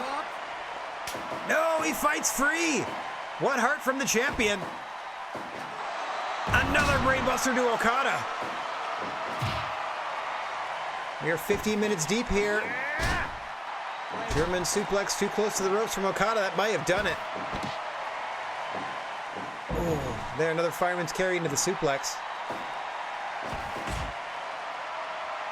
Woods spinning around. Oh dear, getting dropped with a regular size tombstone. Not the spinning variety. And once again, Okada unable to get behind Woods for the Rainmaker. Woods smartly throwing Okada to the floor, taking some time to catch his breath in the middle of the ring. Boom, big drop kick to the chest of the challenger. Tells him to kiss his backside. Ducks underneath Okada there. Oh, doesn't duck that tombstone. Got him from behind now. Oh, blocks the Rainmaker, does Woods. Reverse DDT. Scoop and a slam. Off the ropes, another big back elbow to the chest of Okada this time. Up again he goes. 2 in a row. Drags him away from the ropes. Thought he might be going for a cover there, but no. Another serving of soul food. Woods is feeling it now, looking for that one big move to put Okada away. Into the corner. Oh, back and forth they go. Oh, palm strikes under the chin of Okada. Backs away from the big boot. Another set. What's he looking for? Big clothesline out of the corner.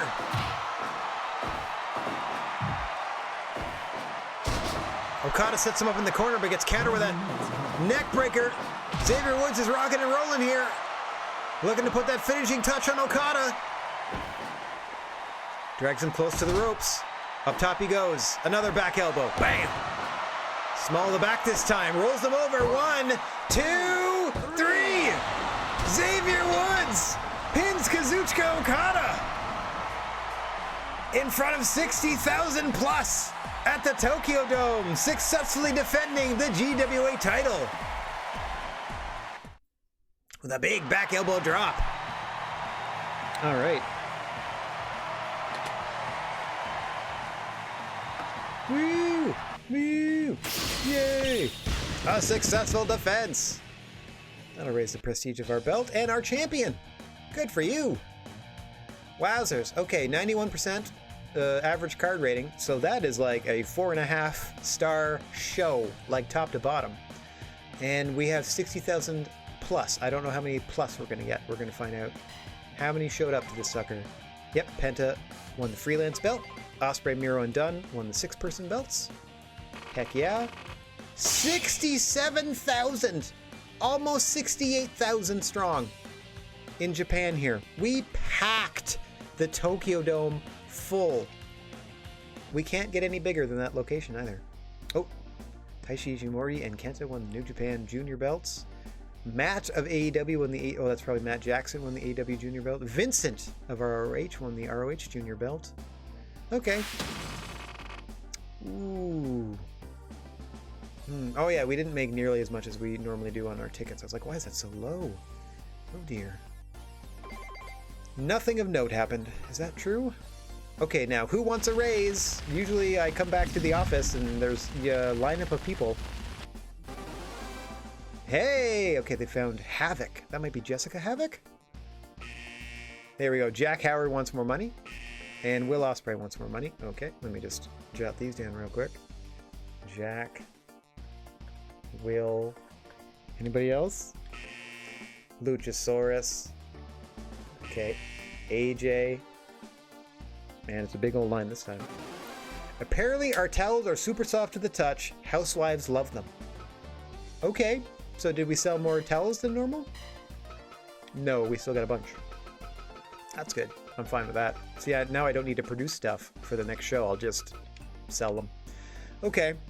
Now, let's go down to... Oh, first thing I like to do is all my training center maintenance. I like to take care of that immediately. Wowzers, we almost have $100 million, by the way. That's ridiculous. We are in February of year 6. Yeah, at the end of year 7, we're going to shut this down. Reboot. Okay. All the maintenance done there. We're going to worry about merchandise once we book a show. We're not going to book a show at the moment. Okay, we had this scout. Yeah, the scout did a thing. Freestyle, Japan and Europe. Let's do freestyle, Japan. Off you pop. There you go. You're welcome. We have a full roster of 50 people, so I'm not really going to offer any contracts, but I will consult with those that deserve raises. There you go. Jack Howard wanted a raise. Go ahead. Who else wanted one? Will Osprey wanted one. There you go. Enjoy your raise. Luchasaurus, how you doing, bud?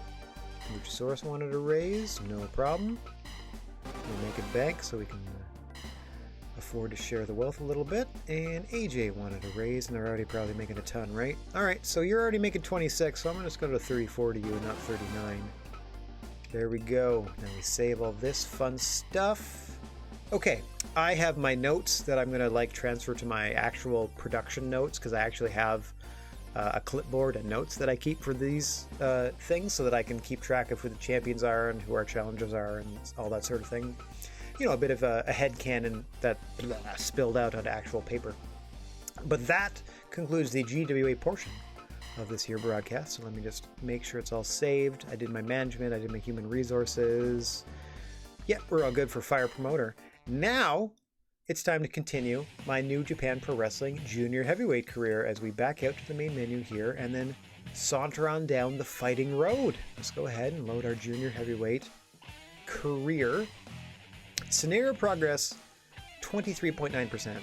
But meanwhile, we are in chapter 151. Now, I don't think that the scenario progress is indicative of how far I am or like how close I am to the conclusion of the storylines. I think it just means overall how many scenarios you've seen of all the possible ones. Because as you can see, it says Chaos Chapter 151. That means in this version of this career mode, I managed somehow to become a member of Chaos. So now I am, I had just finished teaming with Will Osprey to win the tag league, junior tag league, and now I am on my own in the Best of the Super Junior 25. It looks like let me check my ranking here. Doing fine.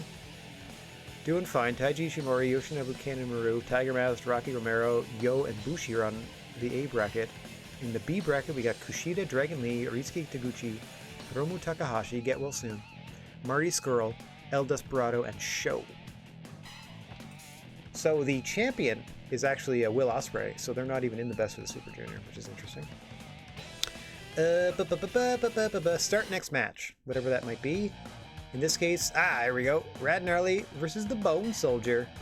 Yeah, okay, so I am playing on the hardest difficulty level, and they still won't go above CPU level 5, which is half.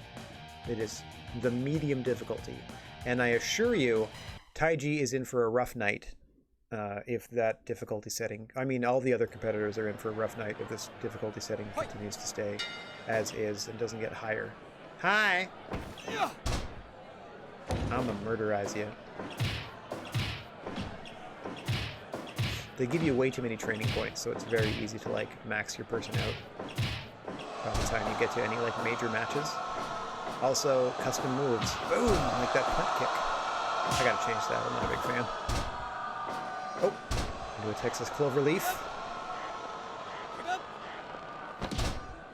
Trying to remember my moves here.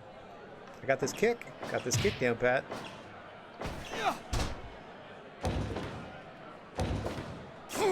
Oof. Alright. Slow you down here. So they can't really do much now that it's me actually playing. I mean, I know it's all timing based, but God, I've been kind of playing these games for like decades. Kind of okay with the timing. Cha. Rawr, says I. Oh, missed. Come on.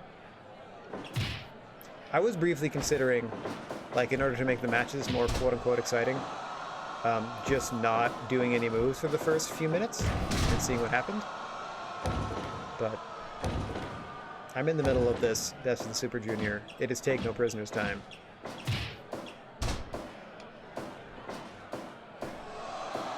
Ugh. Punt kick, natural selection, punt kick.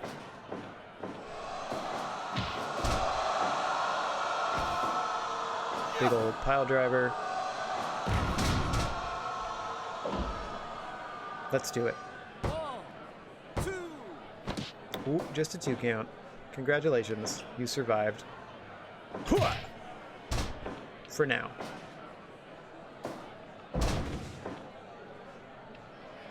Get up. Oh, oh, missed. Wonder why I missed. Oh.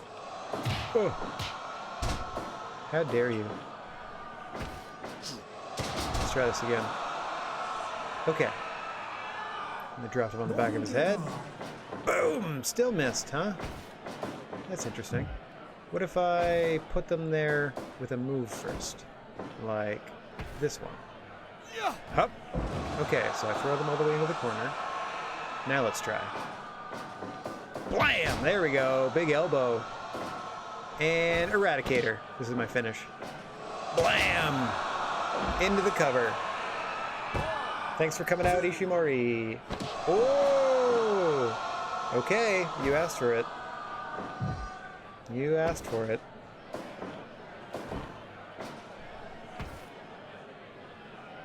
Blam! Brainbuster across the turnbuckle. Macho Man Savage style elbow drop into the cover. 1, 2. No! Alright. Alright. Eradicator numero dos. Rawr. Into the dipshit cover. Yeah. Kicked out at 3.1, but I don't care. I still got the victory. In 7-11. One of the worst tournament matches they've ever seen. But Rad doesn't care. 1,620 training points? I'm already almost full. Like, I'm already almost 10s across the board. Wow. Look at that. 8s, 9s, and 10s. I don't want to add anything. Fast, maxed out, all that out. I guess I can do endurance. Neck endurance? Oh no, neck endurance is maxed out. Leg endurance, I guess. Back endurance? Where's arm? Okay, let's do arm first, I guess. This just makes me unstoppable. I don't know what else to tell you. This is just going to make me unstoppable. It's already bad enough. Okay, one more. There, now my arm endurance is maxed out. Now I am harder and harder to defeat. Okay, now let's do the legs. Oh, this is good because it does legs and special skill. That's nice. Let's just keep doing this one for a while. There's no, like, mini game involved. You just get the numerical additions to... I mean, it's not the most well thought out career mode because, like I said, I had had so many points for winning matches this whole time that you basically are unstoppable, like, once you're, like, midway through your excursion, essentially. Like, before you even come back to New Japan to, like, properly start your career, you're pretty much ready to go in the main event, stat-wise, like, if you build properly, and it's not that hard to do. Okay, what's going on here? Why did the bar fill, and then it's just still filling? Okay. Back endurance. Now I can fill my critical one, I guess. Oh no, more defensive parameters are going to go up at the same time. Can't help it. Can't help it. I gotta do what I gotta do.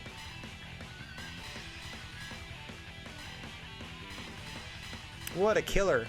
I was content with everything being normal, and then, like, having a few specialty offense and defense parameters that, like, I focused on because that's where my moves were being generated from. But now I don't have anything to worry about because essentially I am unstoppable. Okay, so just trying, like, I just need to do my back endurance, and then all of my tertiary skills are maxed out. I have the best recovery, the best breathing, I can run up the turnbuckle, I'm crazy fast in the ring, super endurance, like, unstoppable. And then you look at my defensive parameters, 8s, 9s, and a 10, and then my offensive parameters, 8s, 9s, and a bunch of 10s. Alright. Oh, let me move these moves around. Also, I am the never openweight 6-person or 6-man tag team champion, or 1/3 of them. As you see my little belt there. Okay. The one that I don't like the only one that I don't like. Also, I didn't know I had a slingshot from apron to inside of the ring. Oh no, that's not my move. Rope slingshot to outside.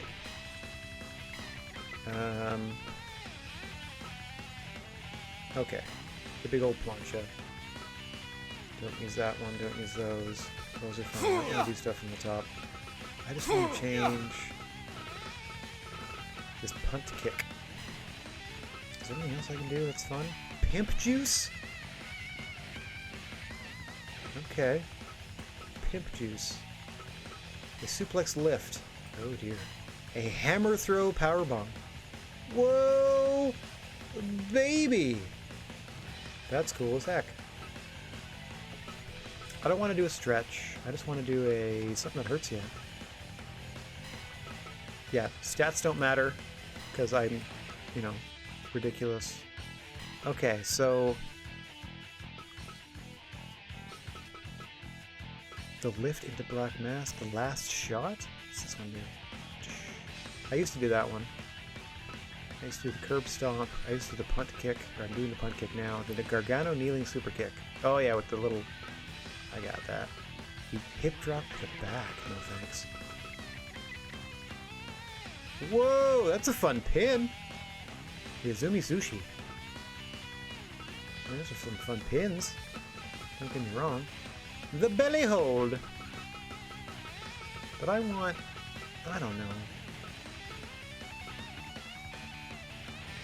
Oh, that's the regular seated super kick and not the other style. Okay. No. Just some stompings. A mid-kick rush. Oh yeah, like yes kicks. Or the Kamagoya knee strike. Oof. That one is a submission move, and if you gave me that, I would just destroy everyone with that, so let's not. That one too, like, that's ridiculous. I just want one impactful looking, you know, just something beefy. Alright, I might go mid-kick. Let's do mid-kick. Blam! And just the natural selections are the most fun one. Okay, everything else is good, I think. Yeah. Everything else is fine. Leave that training. Oops, save our data. As we continue through the junior, or excuse me, the top of the super junior. Hey, save again. Oh, there we go, continue. Where is it? Best of the Super Junior 25. I think it's ours to lose at this point. We've won 5 of the 6 matches already. Nobody can catch us, I don't think. Even if we lose, we at least tie Kushida. Like, we've done it. Anyway, our last match is against Kanemaru. Oh, you poor fool. Oh, you poor fool. Still a level 5. Yeah, you're toast. Oh boy, oh boy. Alright, here we go. Hoi. I'm actually watching young Kanemaru in Noah in my leisure time. Boom! Watching him get, not usurped, but like overshadowed by a Marufuji and a Kenta.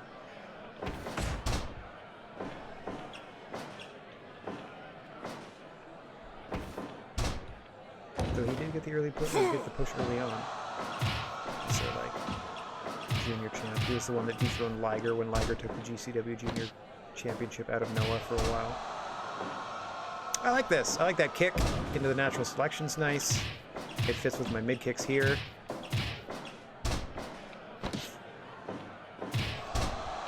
I'm just kicking the crap out of people.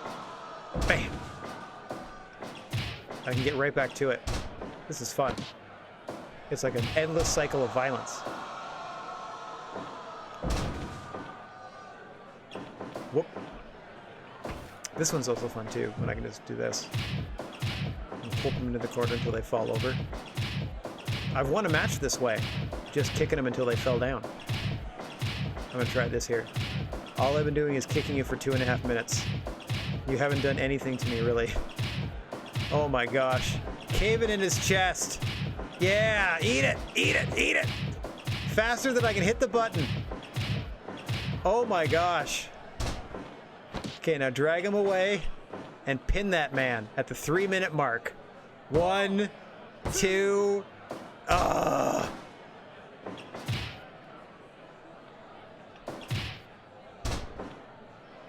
Okay. Almost utterly destroyed.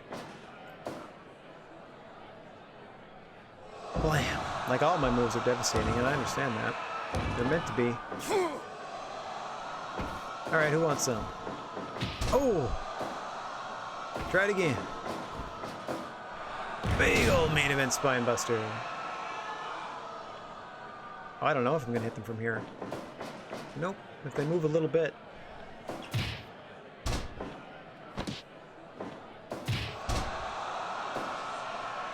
This is hilarious. They are near death already. Get up. Get up so I may put you back down. 5 minutes gone. You can hear the crowd already being like, oh dear, in the way that they're reacting to stuff. How dare you? How dare you? Can't you see I'm trying to throw you out of the ring? There you go. Oh, goes for the Eradicator on the floor. Nothing doing. And the belly to belly couldn't hurt though. And a crack over the back of the head with a chair. Nuts to you. Another belly to belly. Big elbow out of the corner. Rawr! Eradicator time. Oh, rake in the eyes, huh? Not gonna save you. Not gonna save you. Just gonna delay the inevitable. Blam! Oh, rolls through. Blam! Not the second one. 2, 3. In 7:13, 2 seconds longer than the last round matchup. Like, they just can't get any offense in. Why even bother? Even if they did, I'm virtually impervious to harm. And I got 1,700 more training points. Like, they just give you more and more. Okay. What was the other one? What was I trying to... Back endurance. That's the one. Critical ability and back endurance. Like, I don't even want to max out all these things. I'm just trying to do the endurance one. There. Did it. What about this? How are we doing here? Special skill, that's the one. Let's just feed it all of this, I guess. It's only doing my special skill, whatever that does.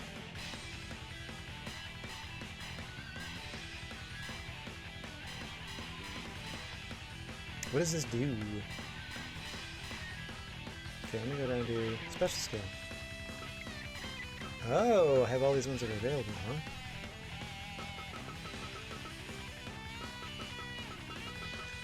I don't know what any of these mean, though. Sure. Became Stardom. Okay, so now my new thing is Stardom, but I can also do Finisher. Okay, so the ones I've learned, I can for sure just do. Good to know. Whatever that special skill is. Oh man. Oh, I'm so close to changing. Oh, if I change my critical to striking and then just wailed on them with those kicks. Alright. See, that's where you can get real deadly with this sort of thing. Again, like... What else am I meant to do here? I've like maxed so many things out. I'm just trying to do my critical ability here. It's currently just set to finish, but if I set it to striking, I want to see what happens. Oh, I didn't. Oh, I barely made it. I'm about to barely make it. F+. Critical. Striking. Striking or power? That's just striking. Let's see what happens. Okay, I can always change that back to finish for later. Just for funsies. Yeah, I'm a machine. I'm a wrestling his machines. Let us leave that training. Let us save this data, you poor sods. Bring me my title match. The winner of A Block is Rad, progressing to the finals in their first outing is an unprecedented accomplishment. None of the opponents actually even got, like, offense on me. He has defeated the Warriors of A Block to move into the league final. The league was an intense neck-and-neck race that could have been anyone's game, but I fought with all I had and emerged on top. Sometimes it's funny that, like, I hear my inner monologue and stuff in these story elements, and it's like, they're delusional. Like, that's not how it happened at all. I thoroughly mopped the floor, or canvas, with all of my opponents. Now that I earned my place in the finals, I picked up the mic. I'm the top of the A Block. Nice match, Rad. You're the real deal. We're rooting for you. I love it that the audience is so specific in what they yell back at me. It's always been my dream to be the best in New Japan Junior Division, and now my dream is coming true.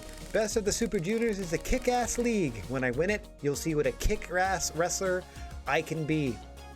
I don't know why we keep saying kick-ass. I will win the championship and show you who the strongest junior heavyweight in New Japan really is. Spoiler alert, it's this guy. Just as I was wrapping up, a man ran down the entrance ramp and flew into the ring. Hiromu Takahashi, the winner of the B Block the previous day. Rad, looks like you're having fun. Are you determined to stay in the juniors? You seem pretty strong, but it takes a certain type to run with us. You've got enough passion for the both of us. I expect you to show me a good time in the finals. Remember when you told me that you'd be waiting for me at the top? Well, here I am. I'm ready for you, Hiromu. I said that? Really? Doesn't ring a bell. I'll make you remember in the ring. I'm putting my life on the line to show you a real juniors match. Exclamation point. Of course I didn't forget. Just wanted to make sure you remembered. I've been looking forward to this day. Hiromu, tomorrow we fight as equals, and I'll be the one left standing. Now you're speaking my language. Keep playing it up. More and more and more. More fun for everyone. All right, at least he enjoys his work. Chromo and I climbed out of the ring to the applause of the arena. The finals were finally upon us. Finally, the finals. Yeah, I don't need any more of this. I'm all trained up, thank you.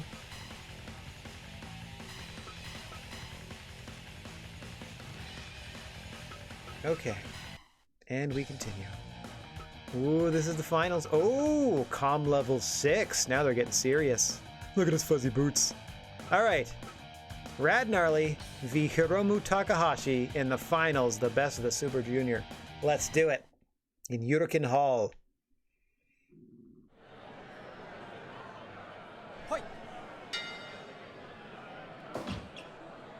Oh yeah, I've got strikes as a submission, or as my critical now, with all my keeks.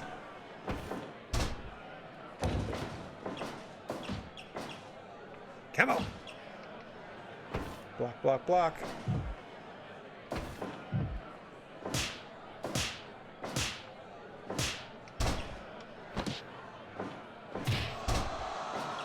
Whoa.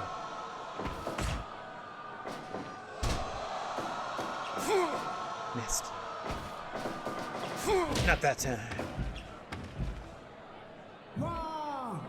Eradicator on the floor! Now at least I know I won't critical them. Oh, I missed. Cannonball! Nice long animation. Boom! Rawr! I go to the middle of the ring and pose, for I am strong. Strong. Here come the kicks. Now you're in trouble.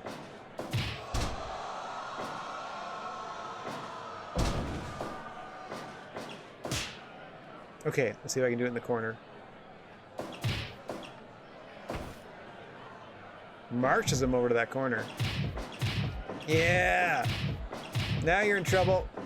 Each one of these could be your last. Just how I beat Kanemaru. You can't stop the kicks. Can't stop the kicks. Move a little back and forth.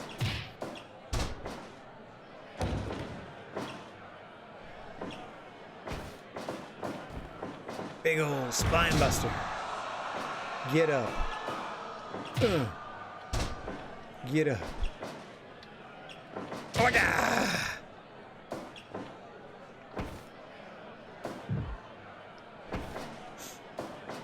So far, no good, Hiromu. So far, no good, buddy. Let's go. Blam!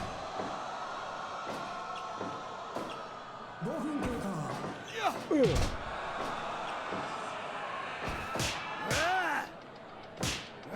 Oh dear, oh dear. Oh no, you don't. Boom! Oh no, I lost! Lost the strike battle.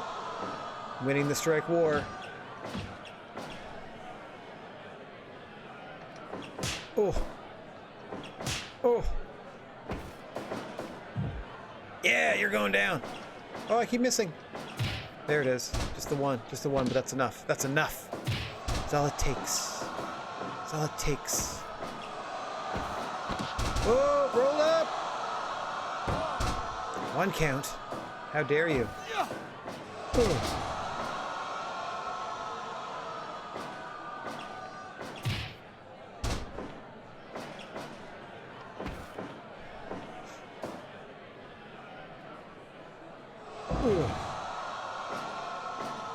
Oh, I was gonna get in the corner and attack him, but he popped right back up. Boom! Big old amaze impact. Now we're ready. Blam!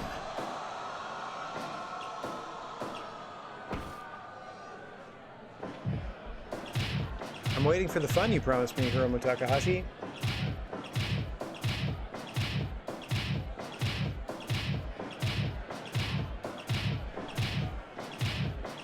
My word.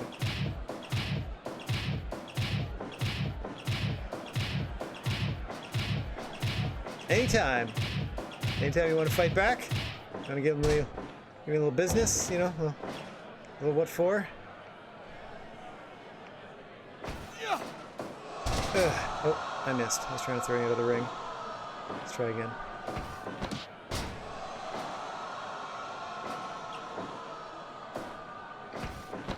Oops.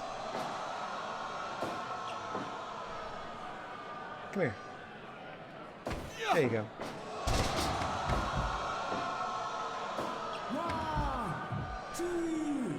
I'm gonna finish her on the floor again. That's how we started this match. Whoa.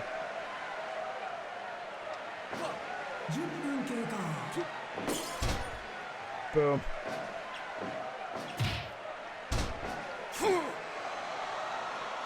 See if this will work. I doubt it. Yeah, because they move out of the way. Alright, Eradicator in the middle of the ring. I'm done toying with you. 1, 2, 3. Let's just do it. 2, 3. Yeah. Sorry, buddy. But, like, unless you're comm level 8 or up, I don't think you're gonna get a move in. Woo! The final was a battle to the death. Again, I got a really weird way of framing this in my brain. The longer the match went on, the more it escalated, but neither of us could seal the deal. As we passed our physical limits, the fight became more of a battle of wills. I could have allowed myself to give up at any time, but I stood standing by sheer strength of my spirit. Finally, after a grueling 30 minutes, I pinned Hiromu. That's not even accurate. Rad, what an achievement! He took the tournament in his very first appearance. The winner of Best of the Super Juniors 25 is Rad. Rad. It's like low difficulty combined with the fact that when you win, you get so many training points that if you funnel them into the right areas, there's no way you're not unstoppable by the time you get these later opportunities in your career. The lights above the ring spun and the cheers of the crowd rang in my head. The gong sounded, but I was too exhausted to understand what it meant. Up, ake up. Me to me. What? Who? Oh, you won! You did it, Rad! You're the best of the junior division, says Gato. I must have tired myself out beating on Hiromu so badly. Gato! It seemed Gato would pick me up.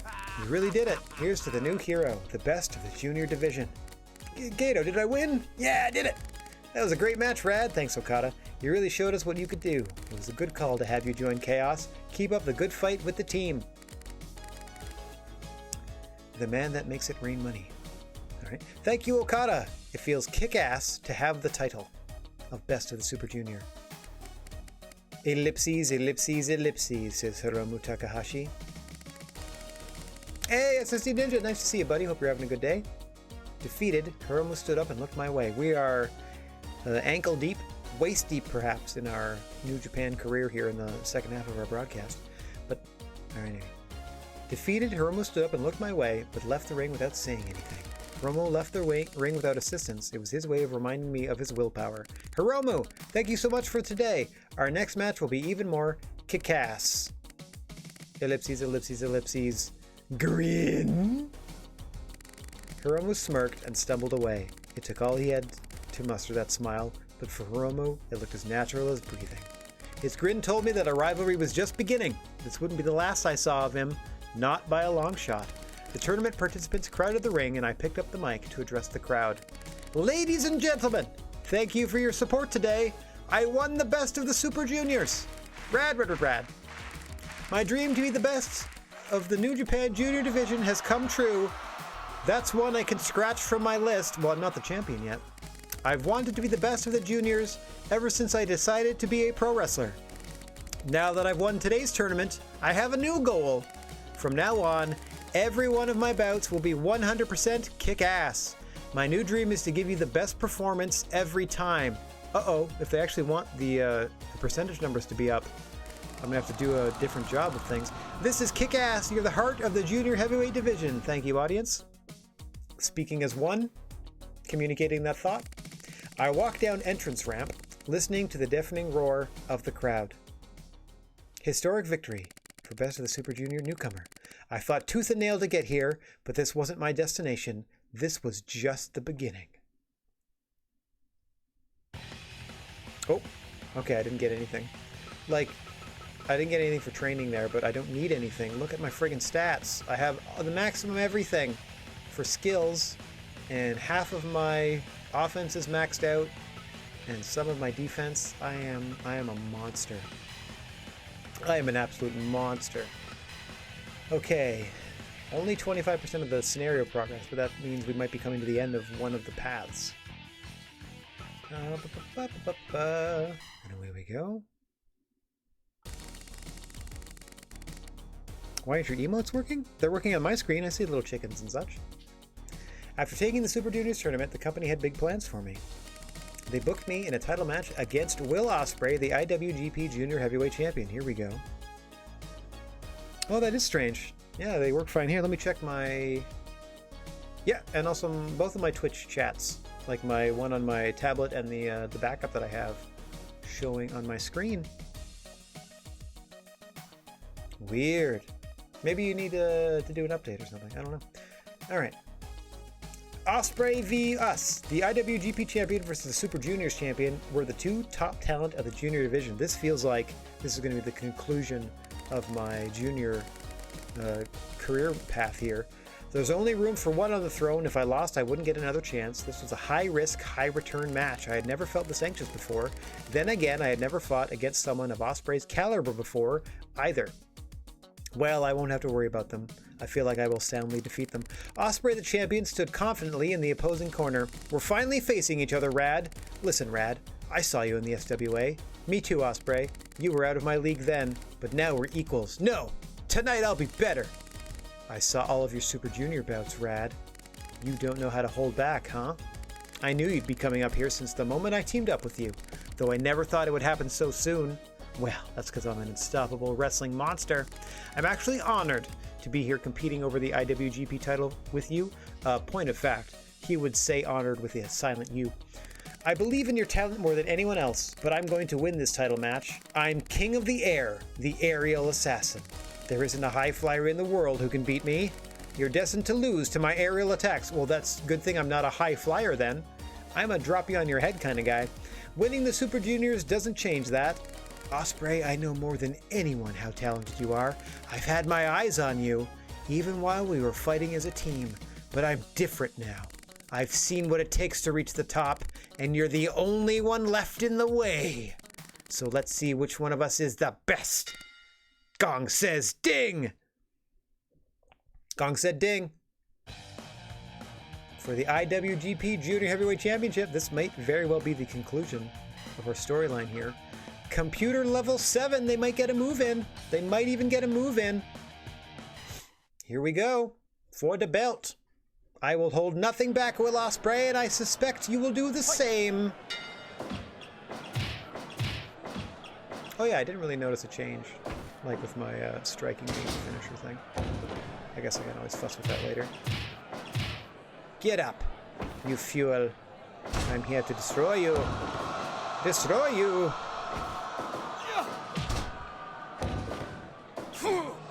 Some of these, like, early move combinations, like the short arm lariat into the elbow drop on the ground, I've literally been doing, like, this to this in every Fire Pro game since, like, Super Fire Pro Wrestling X Premium for the Super Nintendo.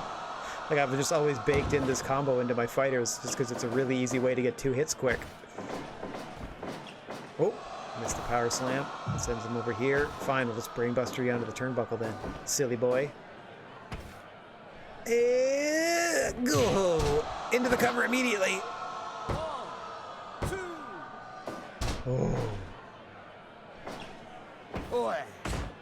Matches are going well. I am soundly defeating all of my opponents in my New Japan career, and the GWA is firing on all cylinders.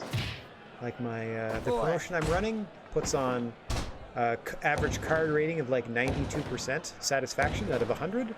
So things are going quite well in the Fire Pro universe as far as Rad Gnarly and our endeavors are concerned. Thanks for asking, buddy.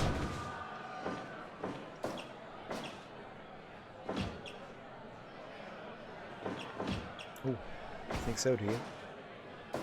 Boom, little shoulder breaker. Drop a few bows. Get him. Get him. Aha, now you're mine. Now you're mine, now that I can drop you with kicks. Oof. And then you get up, or you don't even get up.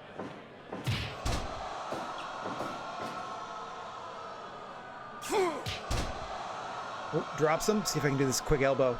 Get up, get up, get up. Hurry, hurry, hurry. Weird. Kind of goes right through him. Cannonball. Again, this is comm level 7 now. We're approaching the 5-minute mark. Will Osprey has done nothing to me. You're the champ, are you? You're the champ, are you?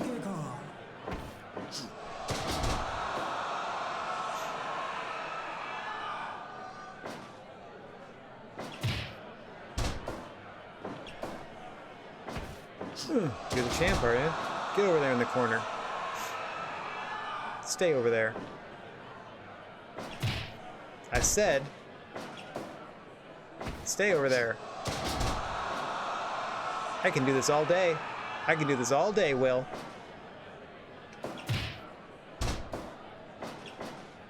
Oh, fine. Belly to belly. 1, 2, 3, 4. Oh, misses the chance to hit the finish on the floor. 6, Gets it the second time, though. 8, Bah, right on the wood. 10, Yeah, rawr, I'm the bestest. Will, come on, man. I'm waiting for this aerial assault. I'm waiting to be aerially assaulted. Or assassinated. Whatever your deal is.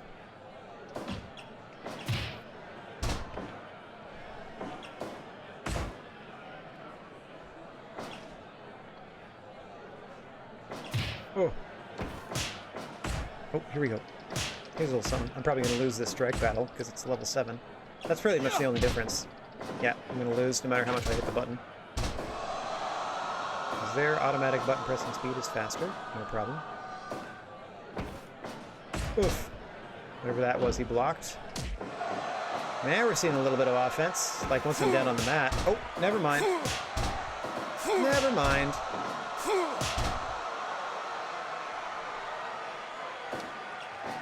Oh, I missed. Let's try again. Let's try again.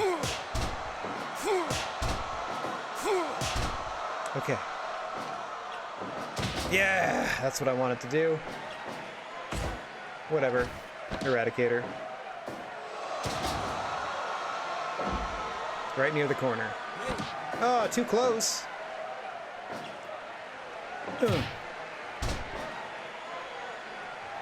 Let's see if this does it. I doubt it, but we'll see what happens. 10分経過 There, we've gone 20 minutes only because I've been toying with you this entire time.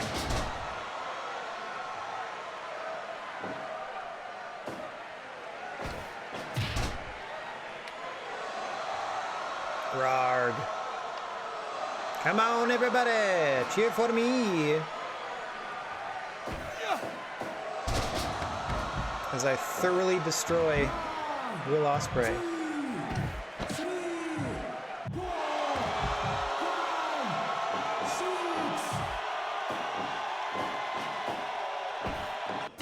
Ooh. Yep, a couple of moves in a row now. Now he's really putting something together. Oh yeah, you want to trade kicks, do you? How about that?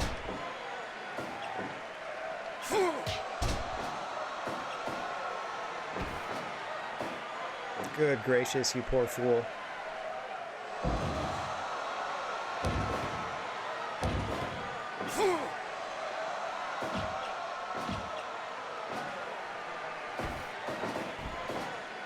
Big old spine buster. Oh, sliding drop kick to the face. Mid kick. Oh,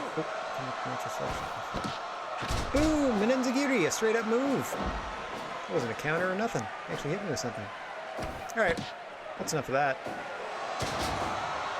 1, 2, 3. New champ.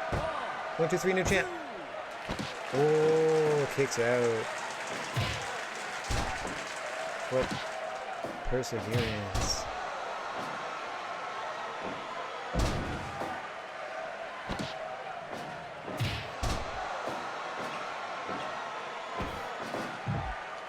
Uh-oh, now you're in for it.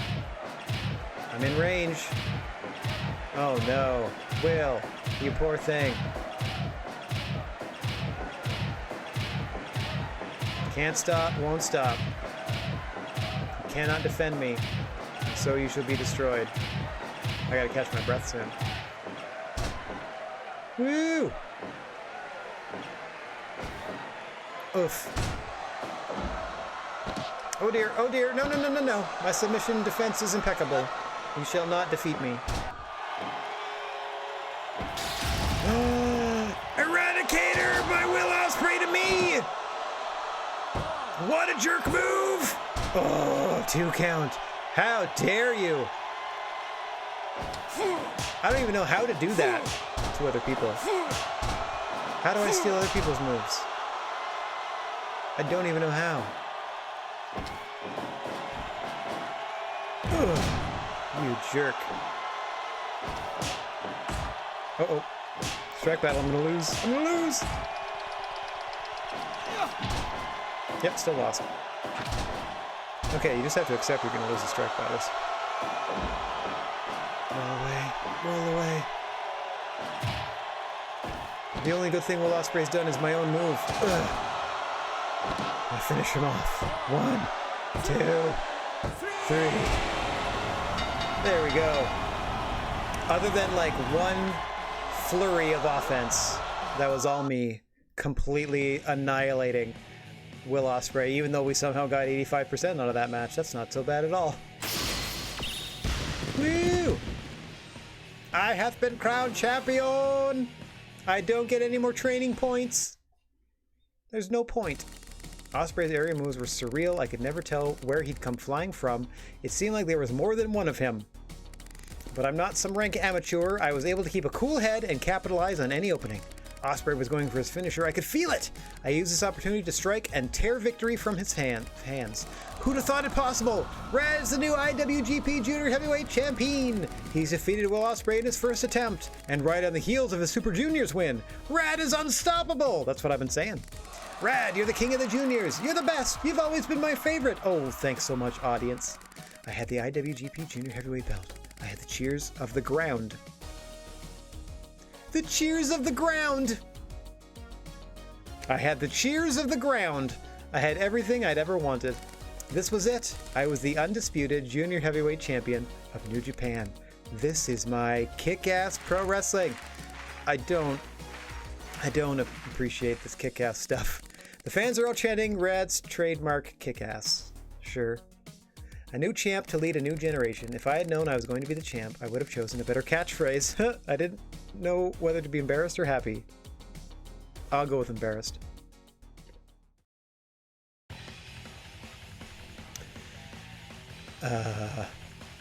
Leave training? I wonder what is in store now. Because we're only at Best of the Super Junior and then whatever was after that. Like, we didn't even get to, like, a Wrestle Kingdom. You know what I mean? Titan match between Junior and Heavy. Oh, we're still going. A fall chill was in the air, but the atmosphere in the stadium was burning with excitement over the unprecedented title match. Kenny Omega, the IWGP Heavyweight Champion, asked for a bout with the IWGP Junior Heavyweight Champion, which is to say, me. Oh, Kenny. It was a dream match. In the history of New Japan, there had only been a handful of bouts between the heavyweight and junior heavyweight champs. Whoa. Kenny wants a piece. Kenny Omega joined the business as a junior heavyweight, which is why he had been following my career. I understood why he'd asked for this matchup. The Liger match I saw as a child between the heavyweight and junior heavyweight champs. We were about to create that excitement for a new generation. That match awakened my inner pro wrestler. It inspired me to persevere through all adversity. I thought that said perverse. It inspired me to persevere through all adversity. It was time to kick ass on a whole nother level. Tickets sold out in minutes. The line to buy tickets at the door went around the block. Oh, wow. Kenny, it was time for the main event. I proudly entered the ring as the IWGP Junior Heavyweight Champion. Rad, take that heavyweight down. Weight ain't nothing but a number. You can write history. Thanks, guys. I closed my eyes and waited for my opponent to enter. Kenny Omega is undisputedly the strongest wrestler in the world. There he is. Rad, I asked for this match to happen. I know. I'm sure you thought a junior heavyweight would be an easy mark. You're gonna regret picking a fight with me. No, no, no! Fans aren't watching to see who wins. I didn't call you out for something so petty. I called you out to put on your best bout. My best bout? They call me the best bout machine. My matches consistently earn high reviews and win awards. I did my research and couldn't find a best bout between heavyweight and junior heavyweight champions, so I got to thinking, you and I, we could put on a best bout the likes of which the world has never seen. Rad, ever since I saw you in the SWA, I knew that someday we'd face each other in the ring, and I was right. You'll be my best opponent ever, Rad. Tonight, we make history! I like where you're going with this, Kenny. Challenge accepted. If you're the best bout machine, then I'm the kick-ass match machine. Nope, nope. Veto that. I'll give you all the best bouts you want. Tonight, the top junior will become the top wrestler in Japan. I know you can understand the kick-ass implications. I'll give you the kick-ass match. Stop saying it. You asked for, and I will win. Kenny. Here we go. This is it. Oh no, level 7. I was hoping they would just be like, this is it. They're the toughest wrestler ever. Difficulty 10. But, okay. Let's go, Kenny.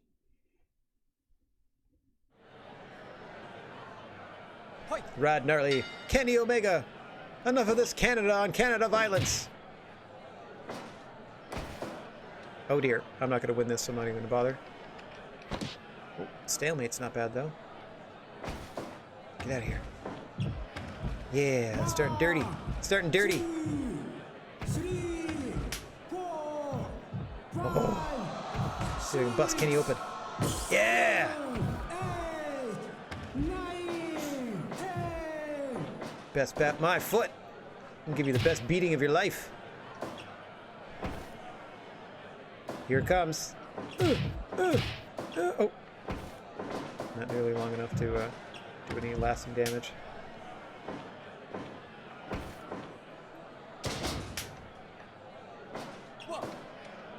Oh, blocked it. Blocked it. Not out here, you won't. 1, 2, That's right.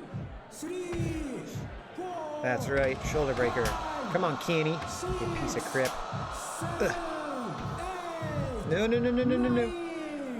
Oh, get out of here. Get back in the ring. 13, 14. Oh, missed. You're so lucky. So lucky I'm not hitting with these strikes. It's jumping elbow of death. Come here. Come here, you. Come on, Kenny. Take that. Blam! 3, 4, 5, Blam! That's what you get. Chair shots to the dome. I'm ready to go. That's right. Knock you down just to pick you back up. Give you one of these. Smash into the cloverleaf. Tap out, you punk. I rule New Japan now. It's my company. You ain't cleaning nothing.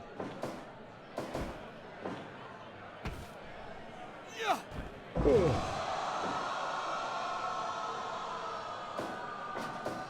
Boom! Big elbow into the cover.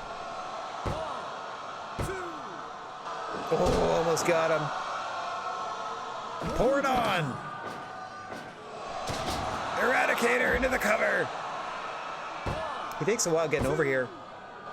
Oh, almost did it again.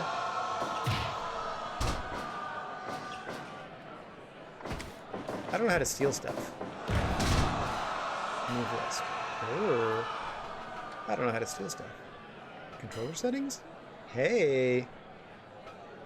Well, those are all correct. All right, let's not worry about any of that.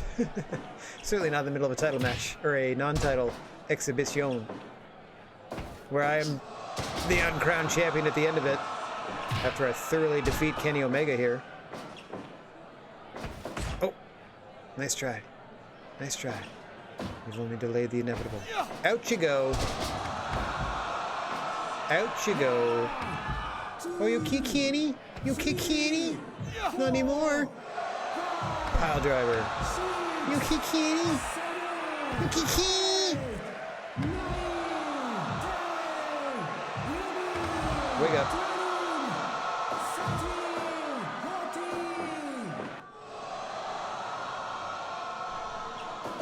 Oh, nice duck.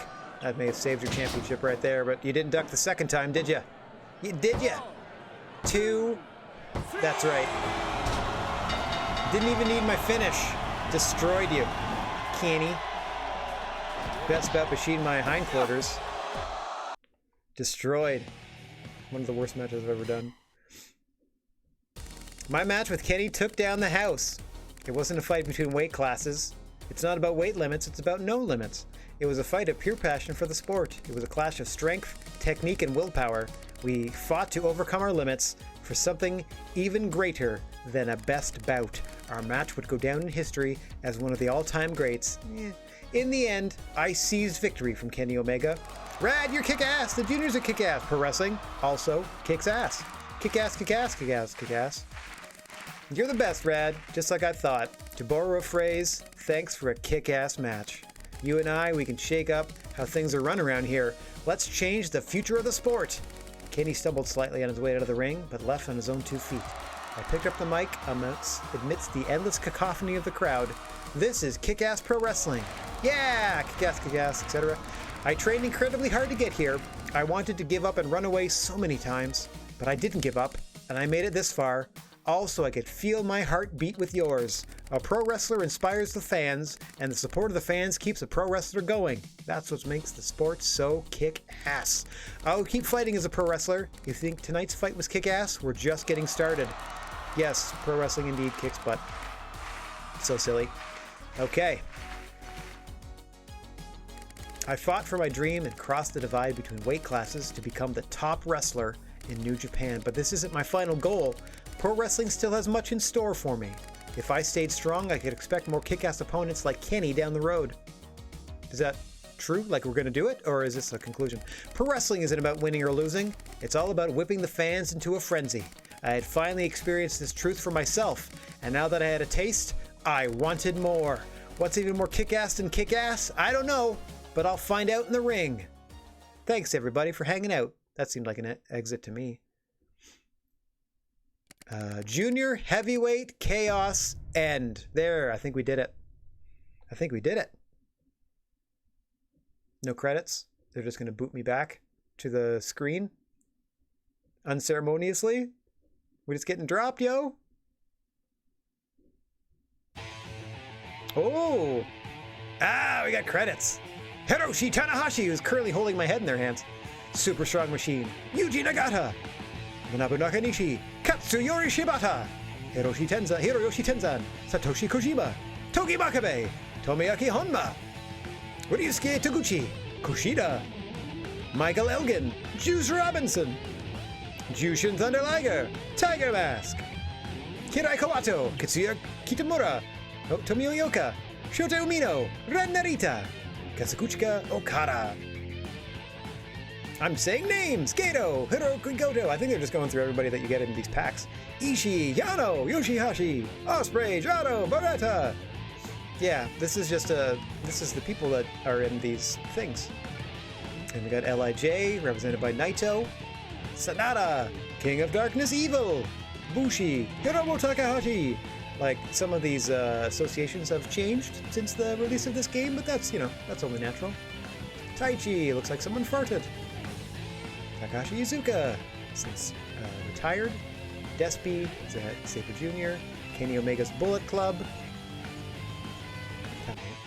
Tonga, Tongaloa, Bad Luck Fale, Taiji Yoshimori, Marty Skrull. Kota Ibushi, representing the main roster. Dragon Lee, the main roster. The referee was Red Shoes Uno! Thanks. That's so cute.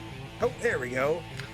Now some credits. Okay, so we beat the New Japan Pro Wrestling Junior Heavyweight Championship Road. It was, unfortunately, really, really easy. Even on the most difficult of levels. Even on hard, it didn't get higher. The difficulty didn't get higher than 7. The difficulty is on a scale from 1 to 10, and it spent most of its time at like a 4 or a 5. I was expecting at a hard mode for it to start at like a 7, and then once you get to the main event, like we just did against a Kenny Omega, it would be at a 10. But all right.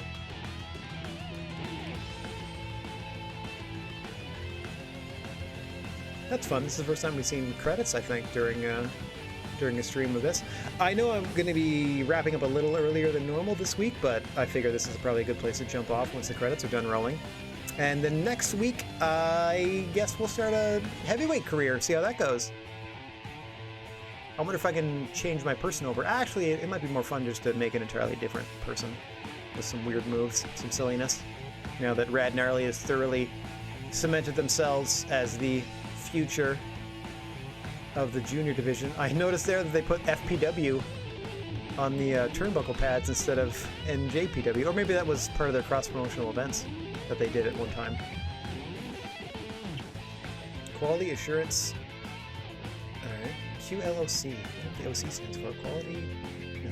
QLOC. Oh, I don't know. QA would be fun. Press start 100,000 times in a row and make sure the menu pops up all 100,000 times. If not, write it down. I don't even know who these Success Core, Pull to Win Core.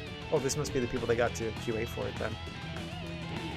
Spike Chunsoft, thank you very much for reviving this franchise. There's Gato versus Kanemaru, I think. Aggressive hugs for everybody. It's probably from the same 6-man tag. Liger!